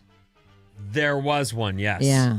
Yeah. That I would they'd think frozen him. Yeah, and- he would have known not to ask for that. Well, if she parties, Joe's a sober guy. Yeah. Well, that's one of the problems, too, sure. Okay. What nerdy pastime is Joe Manganiello obsessed with? Competitive Magic, The Gathering, medieval jousting, or Dungeons and Dragons? He's nerdy. He's obsessed with competitive Magic, The Gathering. It must be like you play the card Magic, The Gathering, played competitively. I'm going to go D&D. You're going D&D. What do you say? I'll do Maddie? the Gathering. It is D&D, Dungeons and Dragons. That's 1 point for Vinny. What does Dave Bautista collect? That's the rock guy from Guardians of the Galaxy and many other things. You know, what is he? You're It's like a confusing sand the guy? Fantastic Four that has a rock guy. He's just a big. He's Just a a blue big- alien guy. Yeah, he's blue. Well, whatever. You know who he is. Yeah, the rock guy. What does he collect? Vintage lunchboxes, tiny porcelain frogs, or old dental tools? What does Dave Bautista collect? Vintage lunchboxes, tiny porcelain frogs, or old dental tools? Lunchboxes. I'm going to say old dental tools. It's lunchboxes. I know. Of all three of those, I would be like, let's see how they used to drill into teeth. Which game does Henry Cavill famously love? Now, he is beautiful. So whatever he likes the best, I think we should all play that. Does he like Candy Crush, World of Warcraft, or Wii bowling? Which game does Henry Cavill famously love? Apparently people know this. Candy Crush, World of Warcraft, or Wii bowling? Is that me or Ben? It's either one of you. I think he's. B. You say World of Warcraft. I'll go Candy Crush. It's World of Warcraft. 2-1. It would be lame if he was Candy Crush. Yeah, I know. I thought that was too lame for him. You're but Superman, and you're sitting there playing Candy Crush. I don't like it. I like to think he's sensitive. A lot of people do love Candy Crush, though. Oh, listen, I play Angry Birds at least once a day. Actually, once a day, but still. Get your 3 stars. Or is it 5 stars? I just play. There's a challenge that you can play every time, and I just play it once a day, and then I'm done. What hobby does Mike Tyson take very seriously? Easy. Oh, you already know this. Pigeons? Yeah. I'll give you each a point since if Maddie didn't know what he did now. You would have gotten that, wouldn't you? I knew yeah, that he would was have a gotten pigeon. that. I feel like that one is He's been doing it since he was kind a of kid. a known thing. All right, this is the last one. And by the way, we are right now at 3-2. What creative hobby is Jason Momoa up to? Watercolor painting, paper mache, or scrapbooking? What creative hobby Oh my does God. Jason Momoa like One to of do? our good friends actually takes a trip with a girlfriend, and they go and scrapbook together somewhere away from home. There are chick parties where and that they do happens. that. Yeah. People get into it. So watercolor painting, paper mache, are you going scrapbooking? No, I'm going watercolors. Well, I have to go different. I'll go scrapbooking. It is watercolors. He's a painter. And by a score of 4-2, El Campeón del Pueblo rides again.